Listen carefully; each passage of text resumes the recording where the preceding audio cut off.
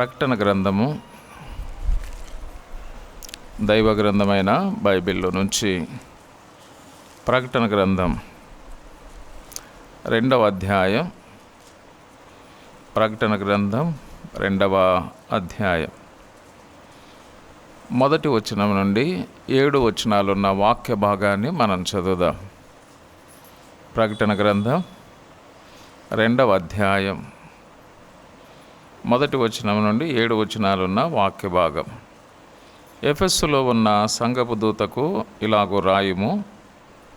7 నక్షత్రములు తన కుడి చేత పట్టుకొని 7 దీపస్తంభముల మధ్య సంచరించువాడు చెప్పు సంగతులేవనగా, నీ క్రియలను, నీ కష్టమును, నీ సహనమును నేనెరుగుదును.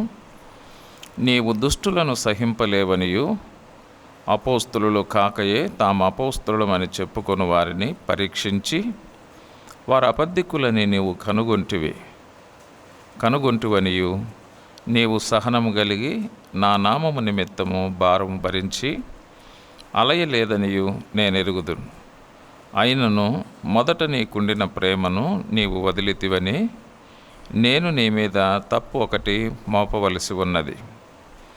నీవు ఏ స్థితిలో నుండి పడితివో అది జ్ఞాపకం చేసుకొని మారు మనసు పొంది ఆ మొదటి క్రియలను చేయుము.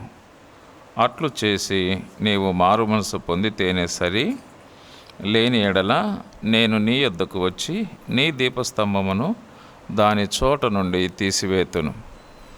అయితే ఈ ఒకటి నీలో ఉన్నది, నికొలాయితీల క్రియలు నీవు ద్వేషించుచున్నావు. నేను కూడా వీటిని ద్వేషించుచున్నాను. చెవిగలవాడు ఆత్మ సంగములతో చెప్పుచున్న మాట వినుగాక. జయించువానికి దేవుని పరదేశులో ఉన్న జీవవృక్ష ఫలములు భుజింపనెత్తును. ప్రభునందు ప్రియమైన సహోదరి సహోదరులారా, మరి మీ మధ్య ఏ సంగతులు నేను అందిస్తే మంచిదని ఆలోచిస్తుండగా, మరి ప్రకటన గ్రంథములో ఉన్నటువంటి 7 సంఘాల చరిత్ర నేను జ్ఞాపకం చేయాలని దేవుని ఆత్మ ప్రేరేపిస్తుండగా, వాటిని నేను జ్ఞాపకం చేయాలని ఈ 2 దినాలు ప్రభు చిత్తమైతే నేను ప్రయత్నం చేస్తాను. ప్రభు తన ఆత్మ ద్వారా మనకు ఆయన సంగతులను బయలుపరచునట్లుగా మీరు కూడా ప్రార్థించాలని మనవి చేస్తున్నా. మరి ప్రకటన గ్రంథాన్ని మనం అర్థం చేసుకోవాలంటే ఒక చిన్న ధ్యానాన్ని మీరు గమనించండి. ప్రకటన గ్రంథాన్ని మనం అర్థం చేసుకోవాలంటే ప్రకటన గ్రంథములో 22 అధ్యాయాలు ఉంటాయి. ప్రకటన గ్రంథములో 22 అధ్యాయాలు ఉంటాయి. మొదటి అధ్యాయము మహిమలో ఉన్న మన ప్రభు అయిన యేసుక్రీస్తు వారు మొదటి అధ్యాయంలో ఎక్కడ కనపడుతున్నాడు? మహిమలో కనపడుతున్నాడు. చాలాసార్లు మనము యేసు ప్రభు వారిని ఎప్పుడు చూసినా ఎక్కడ ఉంటాడని మనం కోరుకుంటామంటే, ప్రార్థన చేసేటప్పుడు కూడా నీ సిలువ చాటున మమ్మల్ని మరుగు చేయి అంటారు. అంటే యేసు ప్రభు ఎప్పుడు కూడా ఎక్కడ ఉంటాడు అనుకుంటాము? ఆయన సిలువ మీద వేలాడుతూ ఉంటాడు, మనల్ని మరుగు చేయాలని చెప్పి మనం ప్రార్థన చేస్తూ ఉంటాం. ఇప్పుడు ఆయన యేసు ప్రభు వారు సిలువ మీద లేడు. ఇప్పుడు ఎక్కడున్నాడు? మహిమలో ఉన్నాడు. తండ్రి కుడిపార్శ్వమున ఆసీనుడై ఉన్నాడు. అది ప్రియులారా, ఆయన సిలువలో ఉన్నది కొద్దిసేపే, మహిమలో ఉన్నది శాశ్వత కాలం మహిమలో ఉండే దేవుడు ఆయన. కాబట్టి మొదటి అధ్యాయము మహిమలో ఉన్న మన ప్రభు అయిన యేసుక్రీస్తు మనకి మొదటి అధ్యాయములో కనపడతాడు. అలాగనే 2వ అధ్యాయం 3వ అధ్యాయం ఏమంటారంటే 7 సంఘాల చరిత్ర అంటారు. 2వ అధ్యాయమును 3వ అధ్యాయమును 7 సంఘాల చరిత్ర, ఆసియాలోని 7 సంఘాల చరిత్ర. తర్వాత 4-5 అధ్యాయాలు పరలోకపు ఆరాధన, సంఘము ఎత్తబడుట. 4-5 అధ్యాయాలు పరలోకపు ఆరాధన, సంఘము ఎత్తబడుట మనకు 4-5 అధ్యాయాలు మనం చూడగలుగుతాం. అలాగనే 6-18 వరకు శ్రమలు కాలము, మహాశ్రమల కాలం అంటారు. అంటే విడవబడిన వారికి, అంటే సంఘం ఎత్తబడుతుంది. మనకు 4-5 అధ్యాయాలు మనం ఆ సంగతులు చూస్తాం. అయితే విడవబడిన వారు ఉంటారు కదా, వారికి శ్రమలు, మహాశ్రమలు 6-18 వరకు ఉన్న అధ్యాయాలలో ఆ కాలములో ఉన్న శ్రమలు ఎలాగుంటాయి, మహాశ్రమలు ఎలాగుంటాయో మనకు అక్కడ కనబడతాయి. 7 సంవత్సరాలు శ్రమల కాలం, 3.5 సంవత్సరాలు శ్రమలు అంటారు, మరొక 3.5 సంవత్సరాలను మహాశ్రమల కాలము అంటారు. కాబట్టి 6-18 వరకు ఉన్న అధ్యాయాలు శ్రమల కాలము, మహాశ్రమల కాలం అని పిలుస్తారు. తర్వాత 19వ అధ్యాయం మనం చూస్తే గొర్రెపిల్ల వివాహోత్సవం. గొర్రెపిల్ల వివాహోత్సవం. గొర్రెపిల్ల అంటే ఎవరు? మన ప్రభు అయిన యేసుక్రీస్తు వారు. ఆ గొర్రెపిల్ల వివాహోత్సవానికి వధువు సంఘము సిద్ధపాటు మనకు కనపడుతుంది. గొర్రెపిల్ల వివాహోత్సవం, వధువు సంఘము యొక్క సిద్ధపాటు మనకు 19వ అధ్యాయంలో మనం చూస్తాం. అలాగనే 20వ అధ్యాయంలో మనం గమనిస్తే 1000 సంవత్సరముల పరిపాలన, ధవల సింహాసనం ఎదుట మృతులైన పాపాత్ములకు తీర్పు. 20వ అధ్యాయం 1000 సంవత్సరాల పరిపాలన, అదేవిధంగా ధవల సింహాసనం ఎదుట మృతులైన పాపాత్ములకు ప్రభు అయిన యేసు తీర్చే తీర్పు. ఆ తర్వాత 21-22 అధ్యాయాలు మనం చూస్తే నూతనమైన యెరూషలేం, అంటే పాత సృష్టి అంతా కూడా ఏమవుతుంది, ఈ పంచభూతములు లయమై ఒక నూతనమైన యెరూషలేం, అంటే అప్పుడు పరలోకము భూలోకం ఒకటిగానే మారిపోతుంది అన్నమాట. ఈ పంచభూతములన్నీ ఏం చేస్తాడంటే ప్రభు లయం చేస్తాడు, ఒక నూతనమైన యెరూషలేం. అప్పుడు ఇంకా భూలోకం అనేది లేదు, భూలోకం పరలోకం ఒకటిగానే ఉంటుంది, దానే నూతనమైన యెరూషలేం అంటారు. కాబట్టి నూతనమైన యెరూషలేము సంఘము నిత్యత్వములో సదాకాలము ప్రభువుతో ఉండుట మనకు 21-22 అధ్యాయాల్లో మనం చూడగలుగుతాం ప్రియులారా. మరి ఈ విధంగా మనము ప్రకటన గ్రంథాన్ని మనం అర్థం చేసుకోవాలి. ఈ విధంగా క్లుప్తంగా మనం ప్రకటన గ్రంథాన్ని అర్థం చేసుకోవడానికి ఇది ఒక చిన్న విభజన, ఇదొక చిన్న విభజన. మరి మనము ఈ 22 అధ్యాయాల్లో మనం విభజన చేశాం కదా. 2-3 అధ్యాయాలను ఏమంటారంటే 7 సంఘాల చరిత్ర అంటారు. 2-3 అధ్యాయాలను 7 సంఘాల చరిత్ర అంటారు. 2-3 అధ్యాయాలను 7 సంఘాల చరిత్ర అని ఈ 2-3 అధ్యాయాలకు మనం పెట్టుకుంటున్నటువంటి పేరు ప్రియులారా. ఈ 7 సంఘాలతో ప్రభువు మాట్లాడినటువంటి సందేశం ఇది మనం వినాలి. 7 సంఘాలతో ప్రభు ఏం మాట్లాడుతున్నాడు? ఈ 7 సంఘాలు 7 కాలాలకు సూచనగా ఉన్నాయి. గుర్తుపెట్టుకోండి, 7 సంఘాలు 7 కాలాలకు సూచనగా ఉన్నాయి. 7 సంఘాలు ప్రస్తుత కాలానికి కూడా ఏమై ఉన్నాయంటే సూచనగానే ఉన్నాయి. 7 సంఘాలు 7 కాలాలకు సూచనగా ఉన్నాయి. అలాగనే 7 సంఘాలు ప్రస్తుత కాలానికి కూడా సూచనగానే మనకు కనపడతాయి. ఇప్పుడు 7 సంఘాలలో మనం మొదటి సంఘం, 7 సంఘాలలో ఏ సంఘాన్ని మనం గురించి చదువుకున్నాము? ఎఫెసు సంఘమును గురించి చదువుకున్నాం. ఎఫెసు సంఘ కాలాన్ని ఏమంటారంటే అపోస్తుల కాలము అంటారు. ఎఫెసు సంఘ కాలాన్ని అపోస్తుల కాలము అని పిలుస్తారు ప్రియులారా.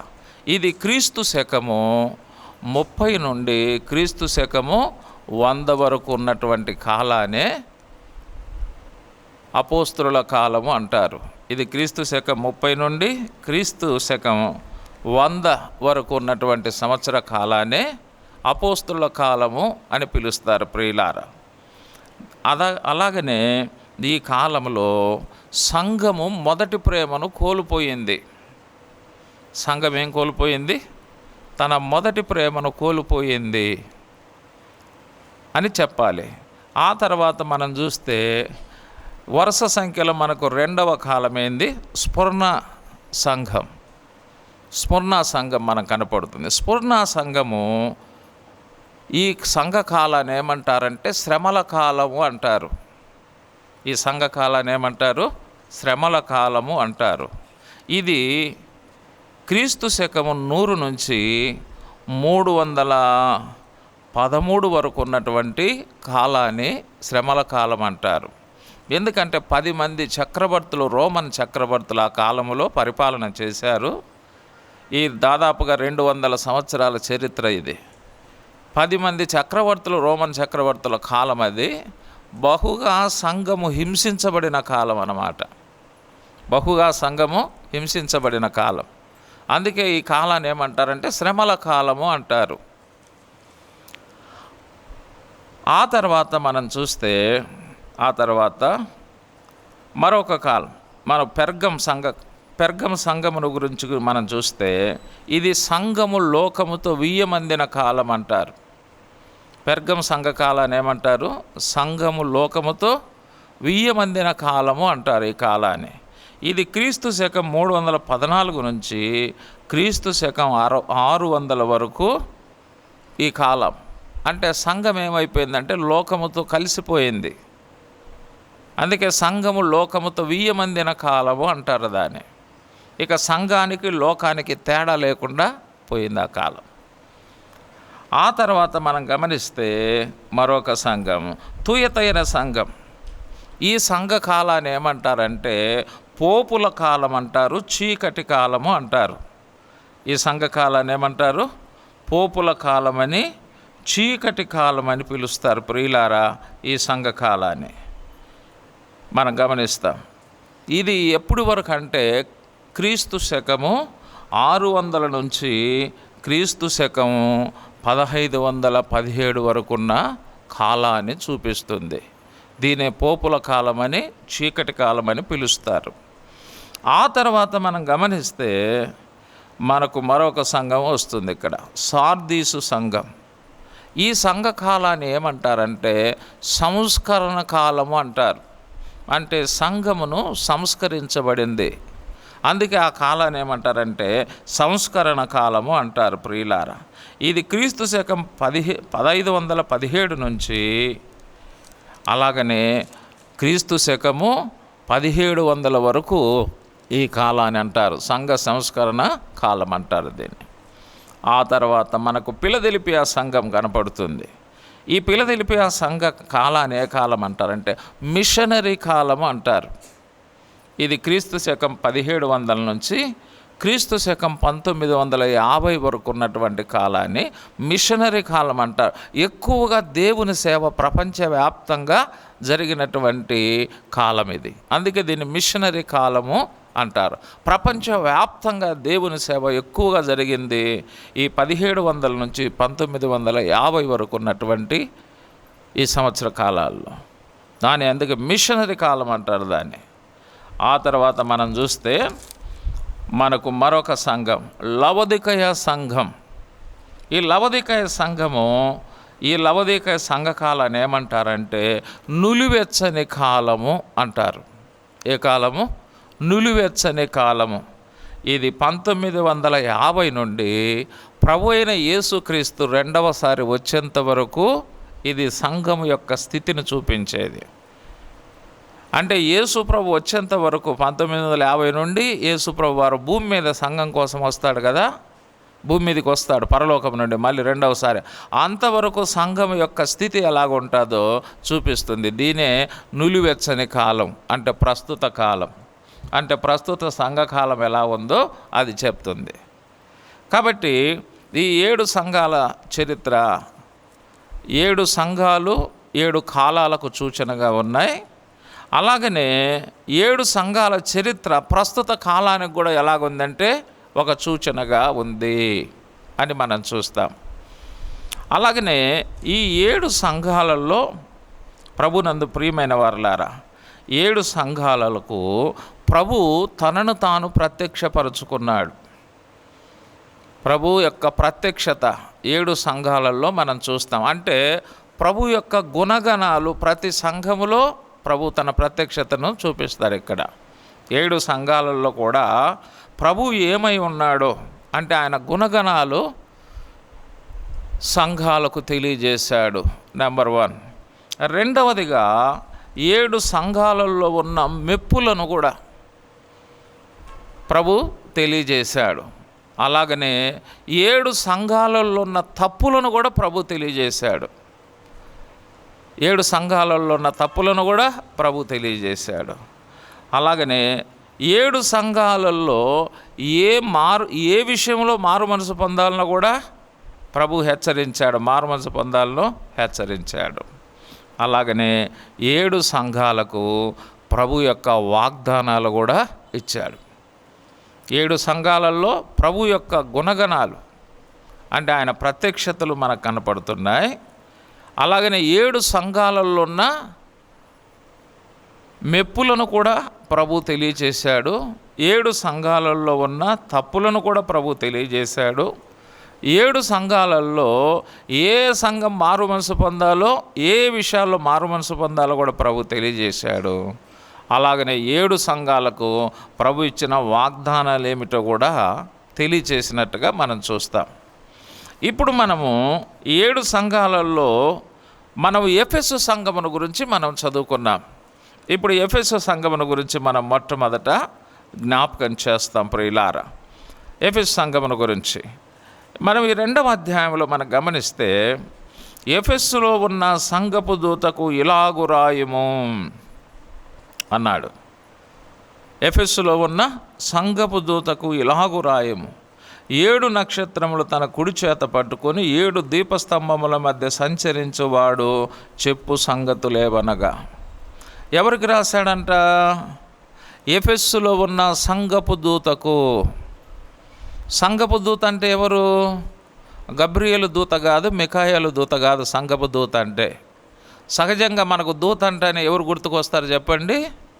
గబ్రియేలు దూత గుర్తుకొస్తారు. మరియా భయపడకుము, నువ్వు గర్భము ధరించితివి, నువ్వు కుమారుని గంటావు, ఆయన సర్వోన్నతుడని పిలువబడతాడు, తన ప్రజలను వారి పాపముల నుండి ఆయనే రక్షించును అని ఎవరు చెప్పిన మాటలు మనకు గుర్తుకొస్తాయి? దూత అనగానే గబ్రియేలు దూత గుర్తుకొస్తాడు. ఇక్కడ ఎఫెసులో ఉన్న సంఘపు దూత అంటే గబ్రియేలు దూత కాదు, మిఖాయేలు దూత కాదు. ఎఫెసులో ఉన్న సంఘపు దూత అంటే బైబిల్ ఏం చెబుతా ఉందో మనం గమనిస్తాం. 2వ కొరింథీ పత్రిక 8వ అధ్యాయం 23 చూడండి. 2వ కొరింథీ పత్రిక 8:23. యవనస్తులు ఎవరైనా బైబిల్ చదవగలిగిన వారు ఉంటే మీరు చదవచ్చు, కొంత నాకు సహాయపడవచ్చు. 2వ కొరింథీ పత్రిక 8:23. తీతు ఎవరని అడిగిన ఎడలా అతడు నా పాలివాడును, మీ విషయములో నా జత పనివాడునై ఉన్నాడనియు, మన సహోదరులు ఎవరని అడిగిన ఎడల వారు సంఘముల దూతలను క్రీస్తు మహిమనై ఉన్నారనియు నేను చెప్పుచున్నాను.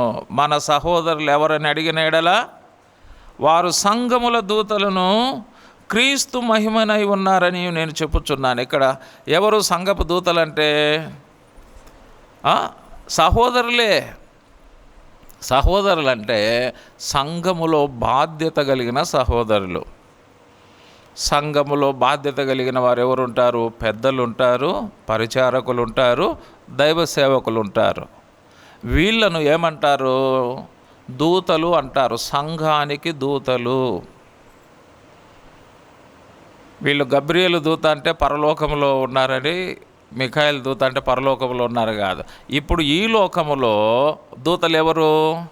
సంఘానికి మనకిచ్చిన పెద్దలే, పరిచారకులే, దైవ సేవకులే వారు దూతలు అన్నమాట.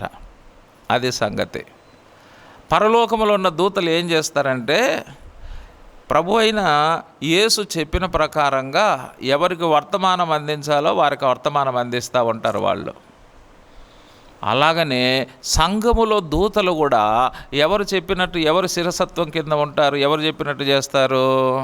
ప్రభువు చెప్పినట్టుగా చేస్తారన్నమాట. వీళ్ళు సంఘపు దూతలు అంటారు. అది పరలోకములో ఉన్న దూతలు ఎవరు చెప్పినట్టు వింటారు? అక్కడ ప్రభు చెప్పినట్టుగా వాళ్ళు వింటారు. అలాగనే సంఘములో ఉన్న ఈ దూతలు కూడా ఎవరు చెప్పినట్టుగా చేస్తూ ఉంటారు? సేవకులు కావచ్చు, పెద్దలు కావచ్చు, పరిచారకులు కావచ్చు, ప్రభు యొక్క మాట ప్రకారంగా వీళ్ళ కార్యక్రమాలు వీళ్ళు జరిగిస్తూ ఉంటారు. ప్రభు సెలవు లేనిది అక్కడ పరలోకములో దూతల కార్యక్రమాలు జరిగించడానికి వీలు లేదు. అలాగనే ప్రభు సెలవు లేకుండా ఈ స్థానిక సంఘములో కూడా వీళ్ళు కూడా కార్యక్రమాలు జరిగించడానికి వీల్లేదు. ఆయన సెలవు చేతనే వీళ్ళు జరిగిస్తూ ఉంటారు. అందుకే వీళ్ళని ఏమంటారంటే సంఘపు దూతలు అంటారు. సంఘపు దూతలు ఎవరికి రాశారు? ఎఫెస్సులో ఉన్న సంఘపు దూతకు అన్నాడు. ఎఫెస్సులో సంఘపు దూత. హోరేబులో కూడా సంఘపు దూతలు ఉన్నారా లేదా? ఉన్నారు. అదే కాబట్టి ఏదైనా ఒక వర్తమానం ఎవరి దగ్గరికి వస్తుంది? సంఘానికి అంతటికి వస్తుందే, ముందు సంఘములో ఉన్న పెద్దలకు వస్తుంది వర్తమానం. వస్తే వాళ్ళు ఏం చేస్తారంటే ఇక్కడ అనౌన్స్మెంట్ చేస్తారు. అందుకే వాళ్ళను దూతలు అనేది. దూతలు అనేది ఎందుకు? వాళ్ళకు తెలియజేస్తారు ఏదన్న విషయం. వాళ్ళు ఇక్కడి నుంచి ఏం చేస్తారు? అనౌన్స్మెంట్ చేస్తారు. అందుకే సంఘపు దూతలు అంటే ఎవరంటే సంఘ పెద్దలు, సేవకులు, పరిచారకులే. అది మనం చూస్తూ ఉన్నాం. కాబట్టి సంఘపు దూతలు అంటే వేరే వాళ్ళు కాదు, వీళ్ళే. అది నెంబర్ 1 మనం చూసాం అక్కడ. తర్వాత ఏమంటున్నాడు? ఇంకా ఎఫెస్సులో ఉన్న సంఘపు దూతకు ఇలాగు రాయుము అంటే సంఘ పెద్దలకు, సేవకులకు, పరిచారకులకు ఇలాగు రాయుమని ప్రభు యోహానుతో చెబుతున్నాడు. ఇలాగు రాయి అని చెబుతున్నాడు. 7 నక్షత్రములు తన కుడి చేత పట్టుకొని 7 దీపస్తంభముల మధ్య సంచరించువాడు చెప్పు సంగతులు ఏమనగా. ఇక్కడ 7 నక్షత్రములంటే ఏం రాయబడింది? 7 నక్షత్రముల వివరణ 19వ వచనం 20వ వచనం మొదటి అధ్యాయం ఏం చెబుతుంది? కాగా నీవు చూచిన వాటిని, ఉన్న వాటిని, వీటి వెంట కలగబో వాటిని అనగా నా కుడి చేతిలో నువ్వు చూచిన 7 నక్షత్రములను గూర్చిన మర్మమును, ఆ 7 సువర్ణ దీపముల సంగతి రాయము. ఆ 7 నక్షత్రములు 7 సంఘములకు దూతలు, ఆ 7 దీపస్తంభములు 7 సంఘములు అన్నాడు. మళ్ళీ ఇక్కడ ఏం చెప్తున్నారంటే 7 నక్షత్రములు ఎవరని చెప్పాడు? 7 సంఘములకు దూతలు.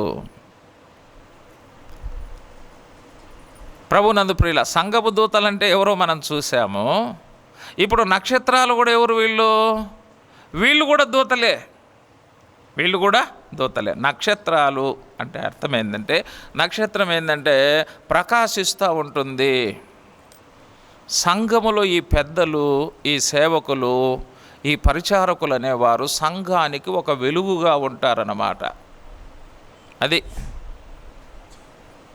సంఘానికి ఎలాగుంటారు? వీళ్ళు ఒక వెలుగుగా ఉంటారు. మీకు ఉదాహరణకు నేను ఒక వాక్యాన్ని పాత నిబంధనల నుంచి చూపిస్తాను. సమూయేలు మొదటి గ్రంథం చూడండి, లేదా సమూయేలు 2వ గ్రంథంలో ఒక వచన భాగాన్ని మనం గమనిస్తాం. సమూయేలు 2వ గ్రంథం 21వ అధ్యాయం 17వ వచనం. 21:17 2వ సమూయేలు. సెరూయా ఆదుకొని కొట్టి చంపాను. దావీదు జనులు దీన్ని చూచి ఇశ్రాయేలీయులకు దీపమగు నీవు ఆరిపోకుండునట్లు నీవిక మీదట మాతో కూడా యుద్ధములకు రావద్దని అతని చేత ప్రమాణము చేయించి. ఇప్పుడు ఇశ్రాయేలు జనులు దావీదును చూసి ఏమంటున్నారండి? ఇశ్రాయేలీలకు దీపము నీవు అన్నాడు.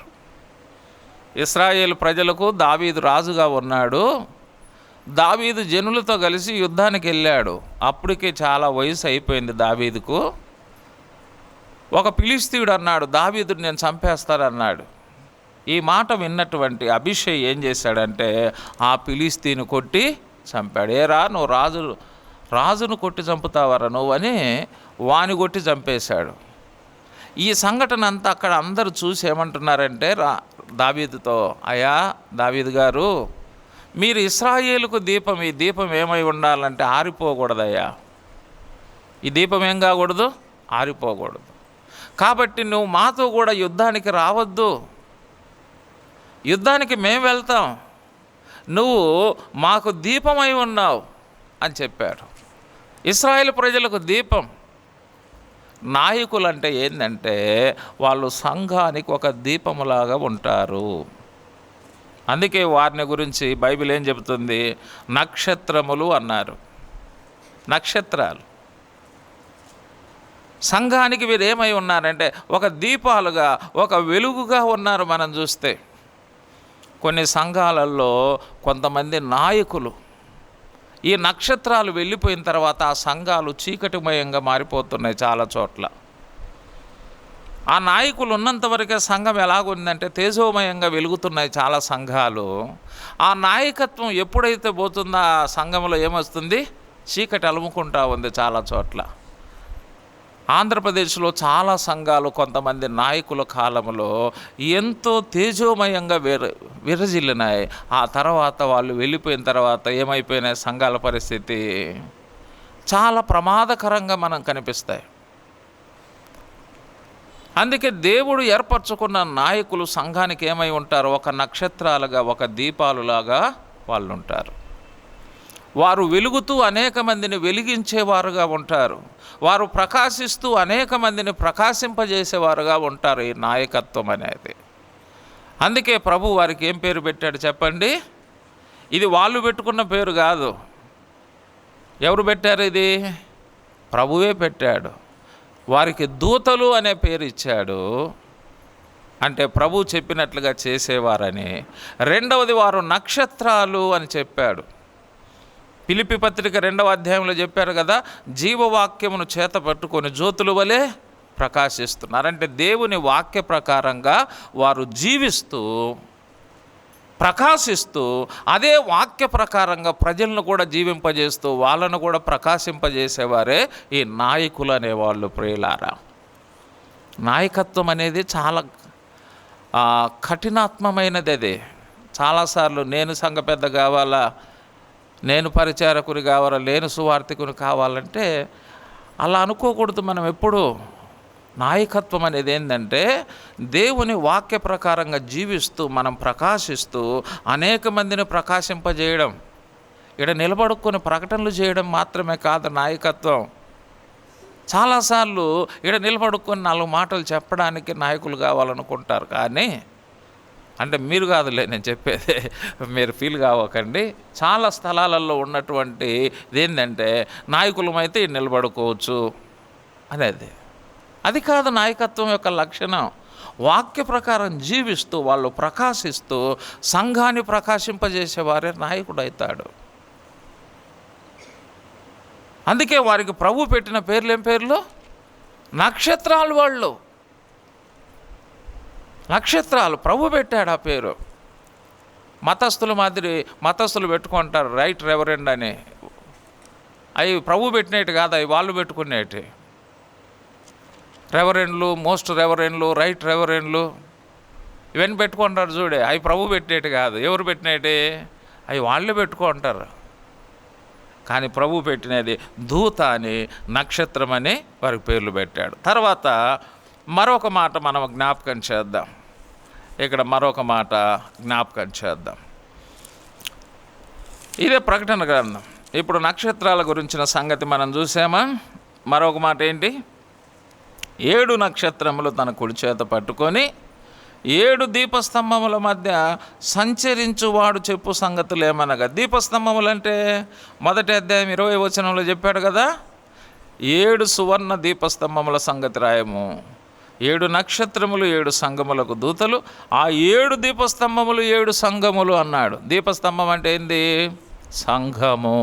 అది ప్రియులారా, దీపస్తంభము అంటే సంఘము. అది అందుకే కొత్త నిబంధనలో తిమోతికి రాసిన 1వ పత్రిక 3:15-16లో ఆ సంఘము సత్యమునకు స్తంభమును ఆధారము. సంఘానికి పెట్టబడిన పేరు ఏంటంటే ఒక స్తంభం అని పెట్టాడు. ఇక్కడ దీపస్తంభము. దీపస్తంభం. దీపస్తంభం అంటే ఆ స్తంభం మీద దీపం పెడతారు, ఆ దీపం వెలుగుతూ ఉంటుంది అన్నమాట. వెలుగుతూ ఉంటుంది. స్తంభం మీద దీపం ఉంటే ఇంటి వారందరికీ ఏమొస్తుంది చెప్పండి? వెలుగు వస్తుంది. వెలుగు వస్తుంది. అంటే సంఘము యొక్క బాధ్యత ఏంటంటే అనేక మందికి వెలుగు ఇచ్చేది సంఘము. అది ప్రియులారా, సంఘం అంటే ఏందనుకుంటున్నావు? అనేక మందికి వెలుగునిచ్చేది. ఈనాడు ప్రజలు అనేక మంది ఎక్కడున్నారు చెప్పండి? చీకట్లో ఉన్నారు. చీకట్లో ఉన్నారు. చీకట్లో ఉన్న ప్రజలను వెలుగులోకి నడిపించేదే సంఘము. అది ప్రియులారా. ఎందుకది దీపస్తంభం అని పెట్టాడు? చీకట్లో ఉన్న అనేక మందిని వెలుగులోకి నడిపించేదే ఈ దీపస్తంభం.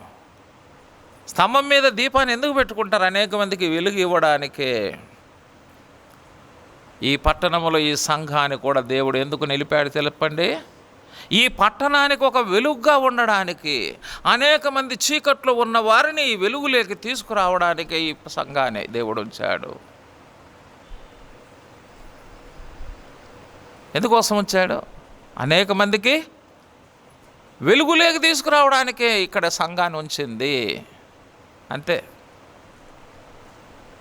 సంఘం యొక్క ఉద్దేశం అదే. ప్రభు చెప్పాడు, నేను లోకమునకు వెలుగై ఉన్నానన్నాడు. తర్వాత ఏమన్నాడు? మీరు లోకానికి వెలుగై ఉన్నారు. ప్రభు మనను వెలిగించాడు. మనము ఇతరులను వెలిగించడానికే సంఘం. సంఘం దేనికోసం చెప్పండి? ప్రభు మనను వెలిగించాడు, మనము ఇతరులను వెలిగించాలి. ఇప్పుడు ఒక కొవ్వొత్తి ఇంకొక కొవ్వొత్తిని వెలిగించిందంటే ఆ కొవ్వొత్తి ఇంకొక కొవ్వొత్తిని ఏం చేయాలి? వెలిగించాలి. అంతే. నేను వెలిగినాలి అని చెప్పి ఇది ఉండడానికి కాదు. ఇంకా అనేకులను మనం వెలిగించేదే సంఘం యొక్క బాధ్యత. కాబట్టి స్థానిక సంఘం యొక్క బాధ్యత ఏంటంటే ఇతరులను వెలిగించే బాధ్యత. ఒక కొవ్వొత్తి అనేక కొవ్వొత్తులను వెలిగిస్తుందంట. ఒక కొవ్వొత్తి వెలిగితే అలాగనే మనము అనేకులను వెలిగించాలి. నేనేమంటానంటే అనేకులను మనం వెలిగిస్తామో లేదా కానీ కనీసం ఒక్కొక్కరినైనా ఏం చేయాలి? వెలిగించాలి. పులివెందుల్లో సంవత్సరానికి ఎన్ని రోజులమ్మా?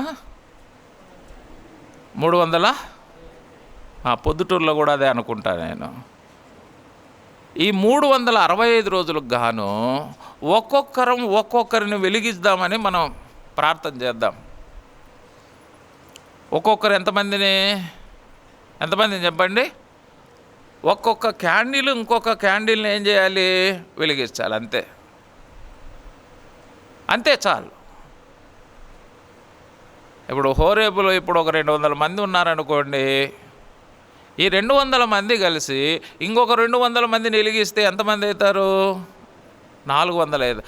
మళ్ళీ 400 మందిని వెలిగిస్తే ఎంతమంది అవుతారు? మళ్ళీ 800 మంది ఒక్కొక్కరు వెలిగిస్తే ఎంతమంది అవుతారు? ఇలాగ ప్రతి సంవత్సరం ఒక్కొక్కరిని వెలిగిస్తూ పోతే చివరికి ఏమైపోతుంది చెప్పండి? పులివెందులంతా వెలుగుమయంగా మారిపోతుంది. వెలుగుమయంగా మారిపోతుంది పులివెందులంతా. చూసారా?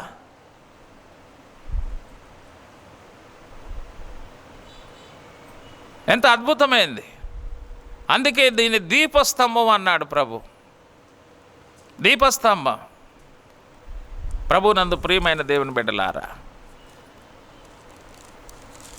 దూతలు అంటే సంఘ నాయకులు అని, పెద్దలు అని, పరిచారకులని, సేవకులని మనం చూసాము.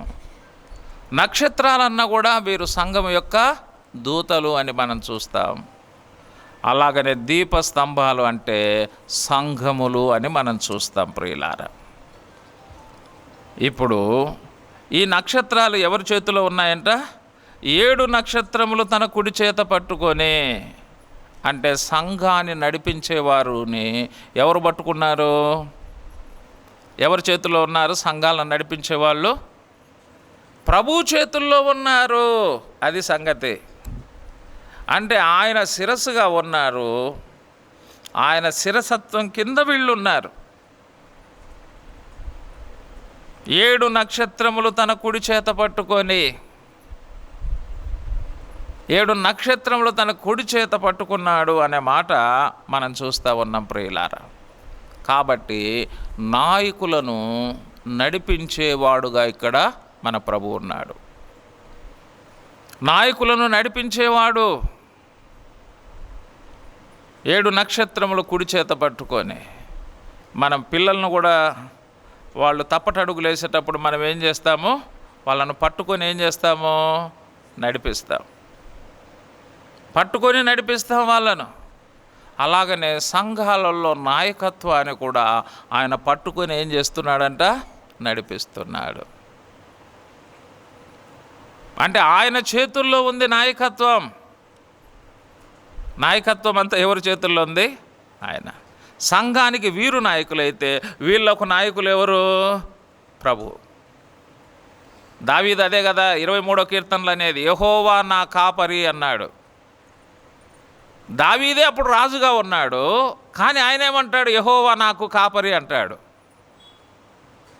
నాకు కాపరి అంటాడు. ప్రజలందరినీ కాపాడడానికి దేవుడు ఆయన నియమిస్తే నన్ను కాపాడేవాడు ఎవరు? యెహోవా అంటాడు. ప్రజలందరినీ నడిపించేదానికి ఆయనను దేవుడు నియమిస్తే నన్ను నడిపించేది ఎవరు అంటాడు? ఆయన అంటాడు. చూసారా? కాబట్టి 7 నక్షత్రములను పట్టుకొని ఏం చేస్తున్నాడు? ఆయన నడిపిస్తున్నాడు. 7 నక్షత్రములను పట్టుకొని నడిపిస్తే దేవుడు. అలాగనే 7 దీపస్తంభముల మధ్య సంచరించువాడు అన్నాడు. 7 దీపస్తంభముల మధ్య సంచరించువాడు అంటే సంఘాల మధ్య ప్రభు యొక్క సంచారం. సంఘముల మధ్య ఆయన సంచరించుచున్నవాడు. నాయకులను నడిపించే ప్రభువుగా ఉన్నాడు, సంఘాల మధ్య సంచరిస్తున్నాడంటే సంచరించి స్వయంగా సంఘం యొక్క పరిస్థితులు తెలుసుకుంటున్నాడు ఆయన. పూర్వకాలంలో రాజులు మారువేషాలు వేసుకొని వాళ్ళు పరిపాలన చేస్తున్న ప్రాంతాలన్నీ ఏం చేసేవారంట? సంచరించేవారంట. వాళ్ళు పరిపాలన చేసే ప్రాంతాలన్నీ కూడా మారువేషాలలో సంచరించేవారంట. అంటే ప్రజల యొక్క స్థితిగతులు ఎలాగున్నాయి అని ఆ స్థితిగతులు తెలుసుకోవడానికి వాళ్ళు మారువేషంలో వెళ్ళి సంచారం చేసి తెలుసుకునేవారంట అని చెప్తా ఉండగా నేను విన్నానమ్మా. నాకైతే తెలియదు. మళ్ళా పూర్వకాలంలో మీరు ఉన్నారంటే అది ఒక వినికిడి అన్నమాట. ఆ కాలంలో అలాగ చేసేవారని చెప్పి. అయితే బైబిల్ ప్రకారంగా మనం చూస్తే మన ప్రభు సంఘాల మధ్య ఏం చేస్తున్నాడు? సంచరిస్తున్నాడు. సంచరిస్తున్నాడు అంటే అర్థమైంది, సంఘము యొక్క పరిస్థితులు ఆయన తెలుసుకుంటున్నాడు. అందుకే కొత్త నిబంధన మనకు నేర్పించే సత్యం ఏంటంటే, ఎక్కడ 2-3 నా నామమున కూడి ఉందురు వారి మధ్య నేను ఉంటానని ప్రభు చెప్పాడంటే ఇది సంఘమును గురించిన ప్రవచనం. అది అంటే సంఘాల మధ్య ఎవరున్నారు? ప్రభు ఉన్నాడు. అది సంగతి. అంటే సంఘాల మధ్య ఆయన ఏం చేస్తున్నాడంటే సంచరిస్తున్నాడు. సంచరించి సంగతులు తెలుసుకుంటున్నాడు. ఎవరో చెప్తే ఆయన తెలుసుకునేవాడు కాదు. సంఘం యొక్క సమస్యలు ఎవరో చెప్తే ప్రభు తెలుసుకునేవాడు కాదు, తనకు తానుగా తెలుసుకునేవాడు. తనకు తానుగా తెలుసుకు. మనకు ఒకరి సంగతులు ఒకరికి తెలియాలంటే మనం ఒకరి సంగతులు ఇంకొకరు ఎవరికైనా చెప్తాం మనం. అప్పుడు వాళ్ళు తెలుసుకుంటారు, పలాని బ్రదర్ ఇలాగ చెప్పాడు, పలాని సిస్టర్ ఇలాగ చెప్పిందని చెప్పి. ప్రభు అలా ఎవరో చెబితే ఆయన తెలుసుకునేవాడు కాదు, తనకు తానుగా తెలుసుకునేవాడే ప్రభు. కొత్త నిబంధనలో మనకు ఒక సత్యాన్ని కూడా ప్రభు చెప్తాడు అక్కడ. యోహాను సువార్త 2వ అధ్యాయంలో ఒక మాట చూడండి. యోహాను సువార్త 2వ అధ్యాయం. యోహాను సువార్త 2వ అధ్యాయం 2వ అధ్యాయము 24వ వచనం. అయితే యేసు ప్రభు వారు ఎంతమందిని ఎరిగినవాడు? అక్కడ పస్కా పండుగకు చాలామంది వచ్చారంట. పండుగ కంటే ఇంకా ఎట్లా వచ్చింటారు చెప్పండి? పండుగకు ఎంతోమంది వచ్చారు పస్కాకు. యూదులకు ముఖ్యమైన పండుగ ఏది? పస్కా పండుగ. యెరూషలేముకి అనేక మంది వచ్చారంట. అది 23వ వచనంలో మనం చూస్తాం. అయితే యేసు అందరిని ఎరిగినవాడు, పండగకు వచ్చిన వాళ్ళందరిని ఎరిగినాడంట. చూసారా? వేల మంది, లక్షల మంది పండగలకు వచ్చేస్తారు. యెరూషలేముకి మొత్తం దాను మొదలుకొని బేర్షెబా వరకు ఉన్న ఇశ్రాయేలీలంతా ఎక్కడికి వస్తారు? యెరూషలేముకి వచ్చేస్తారు ఫెస్టివల్కు. లక్షల మంది వచ్చేస్తారు. కానీ అక్కడ రాయబడిన మాట ఏం రాయబడింది? యేసు అందరినీ ఎరిగినవాడు. ఎన్ని లక్షల మంది వచ్చినా అందరిని ఎరుగుదా ఆయన? ఎరిగినవాడు. చదువు నాన్న. గనుక ఆయన తన్ను వారి వశము చేసుకొనలేదు, ఆయన మనుషుని ఆంతర్యమును ఎరిగినవాడు గనుక ఎవ్వడును మనుషుని గూర్చి ఆయనకు సాక్ష్యం ఇయ్యనక్కర్లేదు. అంటే ఇంకొకరు చెప్పాల్సిన అవసరం లేదంట. ప్రభువా ఈ పిల్లోడు మంచోడు, ప్రభువా ఈ పిల్లోనికి ఏదైనా నువ్వు చేయొచ్చు, ప్రభువా ఈమె చాలా జాతిది, ప్రభువా ఈమెకేం చేయగాకు ప్రభువా అని మనం చెప్తే మన మాటలు నమ్మి ఆయన చేసేవాడు కాదు. మంచోడు అన్నాడు అందుకే నేను చేస్తున్నా, చెడ్డది అన్నాడు అందుకే నేను చేయలేదు అని మనలాగా ఆయన మాట్లాడేవాడు కాదు. అదే అక్కడ రాయబడిన మాట ఏంది? ఎవ్వడును మనుషుని గూర్చి ఆయనకు సాక్ష్యం ఇయ్యనక్కర్లేదంటే తనకు తానుగా ప్రతి ఒక్కరి సంగతి తెలుసుకుంటాడు. మనకు మనముగా ఎవరి గురించి అయినా తెలుసుకోగలుగుతామని చెప్పండి? ఎవరి గురించి తెలుసుకోలేము. మన చర్చికి వచ్చే వాళ్ళ గురించి మనకు తెలియదు, అందరి గురించి. ఎందుకంటే మనం చర్చికి వచ్చే వాళ్ళల్లోనే రెండు ఉంటాయి. అంటే చర్చికి వచ్చేటప్పుడు ఒక టైపు మనుషులుగా ఉంటాం, ఇంట్లో ఒక టైపు మనుషులుగా ఉంటాం. మనం అర్థమే కాము ఎవరికి. ఏమా మనం అర్థమేగా మనుషులము. మందిరానికి వచ్చేటప్పుడేమో వందనాలని చెప్తాము, ఇంటికి పోయిన తర్వాత తందనాలని మాట్లాడుతూ ఉంటాం మనం చూస్తే. అంటే ప్రతి ఒక్కరిలో దాదాపుగా ఇద్దరు వ్యక్తులు ఉంటారన్నమాట. ప్రేయర్ హాల్లో ఒక వ్యక్తి ఉంటాడు, ఇంట్లో ఇంకొక వ్యక్తి ఉంటాడు మనం చూస్తే. అది కొన్నిసార్లు మనం ఈ ప్రేయర్ హాల్లో చూసేమనుకుంటాము, బా ఎంత పర్ఫెక్ట్ అనుకుంటాం. ఒకసారి ఇట్లే నాలాంటి ఒక సేవకుడు మీటింగ్ పెడితే వాక్యం చెప్పడానికి వచ్చాడంట. చాలా స్పెండర్ ఆఫ్ సైలెంట్గా కూర్చొని అందరు వాక్యం వింటున్నారంట, రాసుకుంటున్నారంట. ఆయనకు చాలా సంతోషమైందంట. స్పెండర్ ఆఫ్ సైలెంట్గా అందరూ వాక్యం వింటున్నారు, రాసుకుంటున్నారు. అప్పుడు అలా సంఘ పెద్దతో అన్నాడంట, బ్రదర్ మీ సంఘంలో చాలా సైలెంట్గా ఉన్నారు, చాలా చక్కగా రాసుకుంటున్నారు, నేను గమనించాను బ్రదర్ అన్నాడంట. చాలా సంతోషం బ్రదర్ అన్నాడంట. తర్వాత ఒక సహోదరి గురించి చెప్పాడంట. ఆమె అసలు ఎంత సీరియస్గా రాసుకుంటా ఉంది బ్రదర్, నాకు చాలా ఆశ్చర్యం అవుతా ఉంది అన్నాడంట. ఓహో ఆ సిస్టరా బ్రదర్, మనం పొద్దున్నే మార్నింగ్ వాకింగ్ వెళ్తాం బ్రదర్. వాకింగ్ వెళ్ళేటప్పుడు వాళ్ళ ఇల్లు మీదుగానే మనం వెళ్తాం. అప్పుడు ఆ సిస్టర్ కనపడుతుంది లేండి అన్నాడంట. పొద్దున్నే వాకింగ్ పోతున్నారంట. అంటే ఆ కాలంలో వీధి కుళాయిలు అన్నమాట. వీధి కుళాయిల కాడ బిందెలన్నీ వంతులు పెడతాం కదా. వీధి కుళాయిల కాడ బిందెలన్నీ వంతులకు పెడతాం కదా. వంతులు పెట్టి అందరూ వంతులు పెట్టి నీళ్ళు పట్టుకుంటా ఉన్నారు. నీళ్ళు పెట్టుకుంటా ఉంటే ఈమె వచ్చి ఎవరి బిందెలు పెట్టింది, పటా అని ఇసిరేసి ఆమె బిందెలు తీసుకుపోయి నీళ్ళ కాడ పెట్టుకుందంట. ఇక వాళ్ళందరూ గొడవ పెట్టుకున్నారంట. వీళ్ళు అప్పుడే వాకింగ్ పోయినారంట. అదే బ్రదర్ ఆ సిస్టరే కదా అన్నాడు. అవును బ్రదర్ ఆ సిస్టరే అన్నాడు.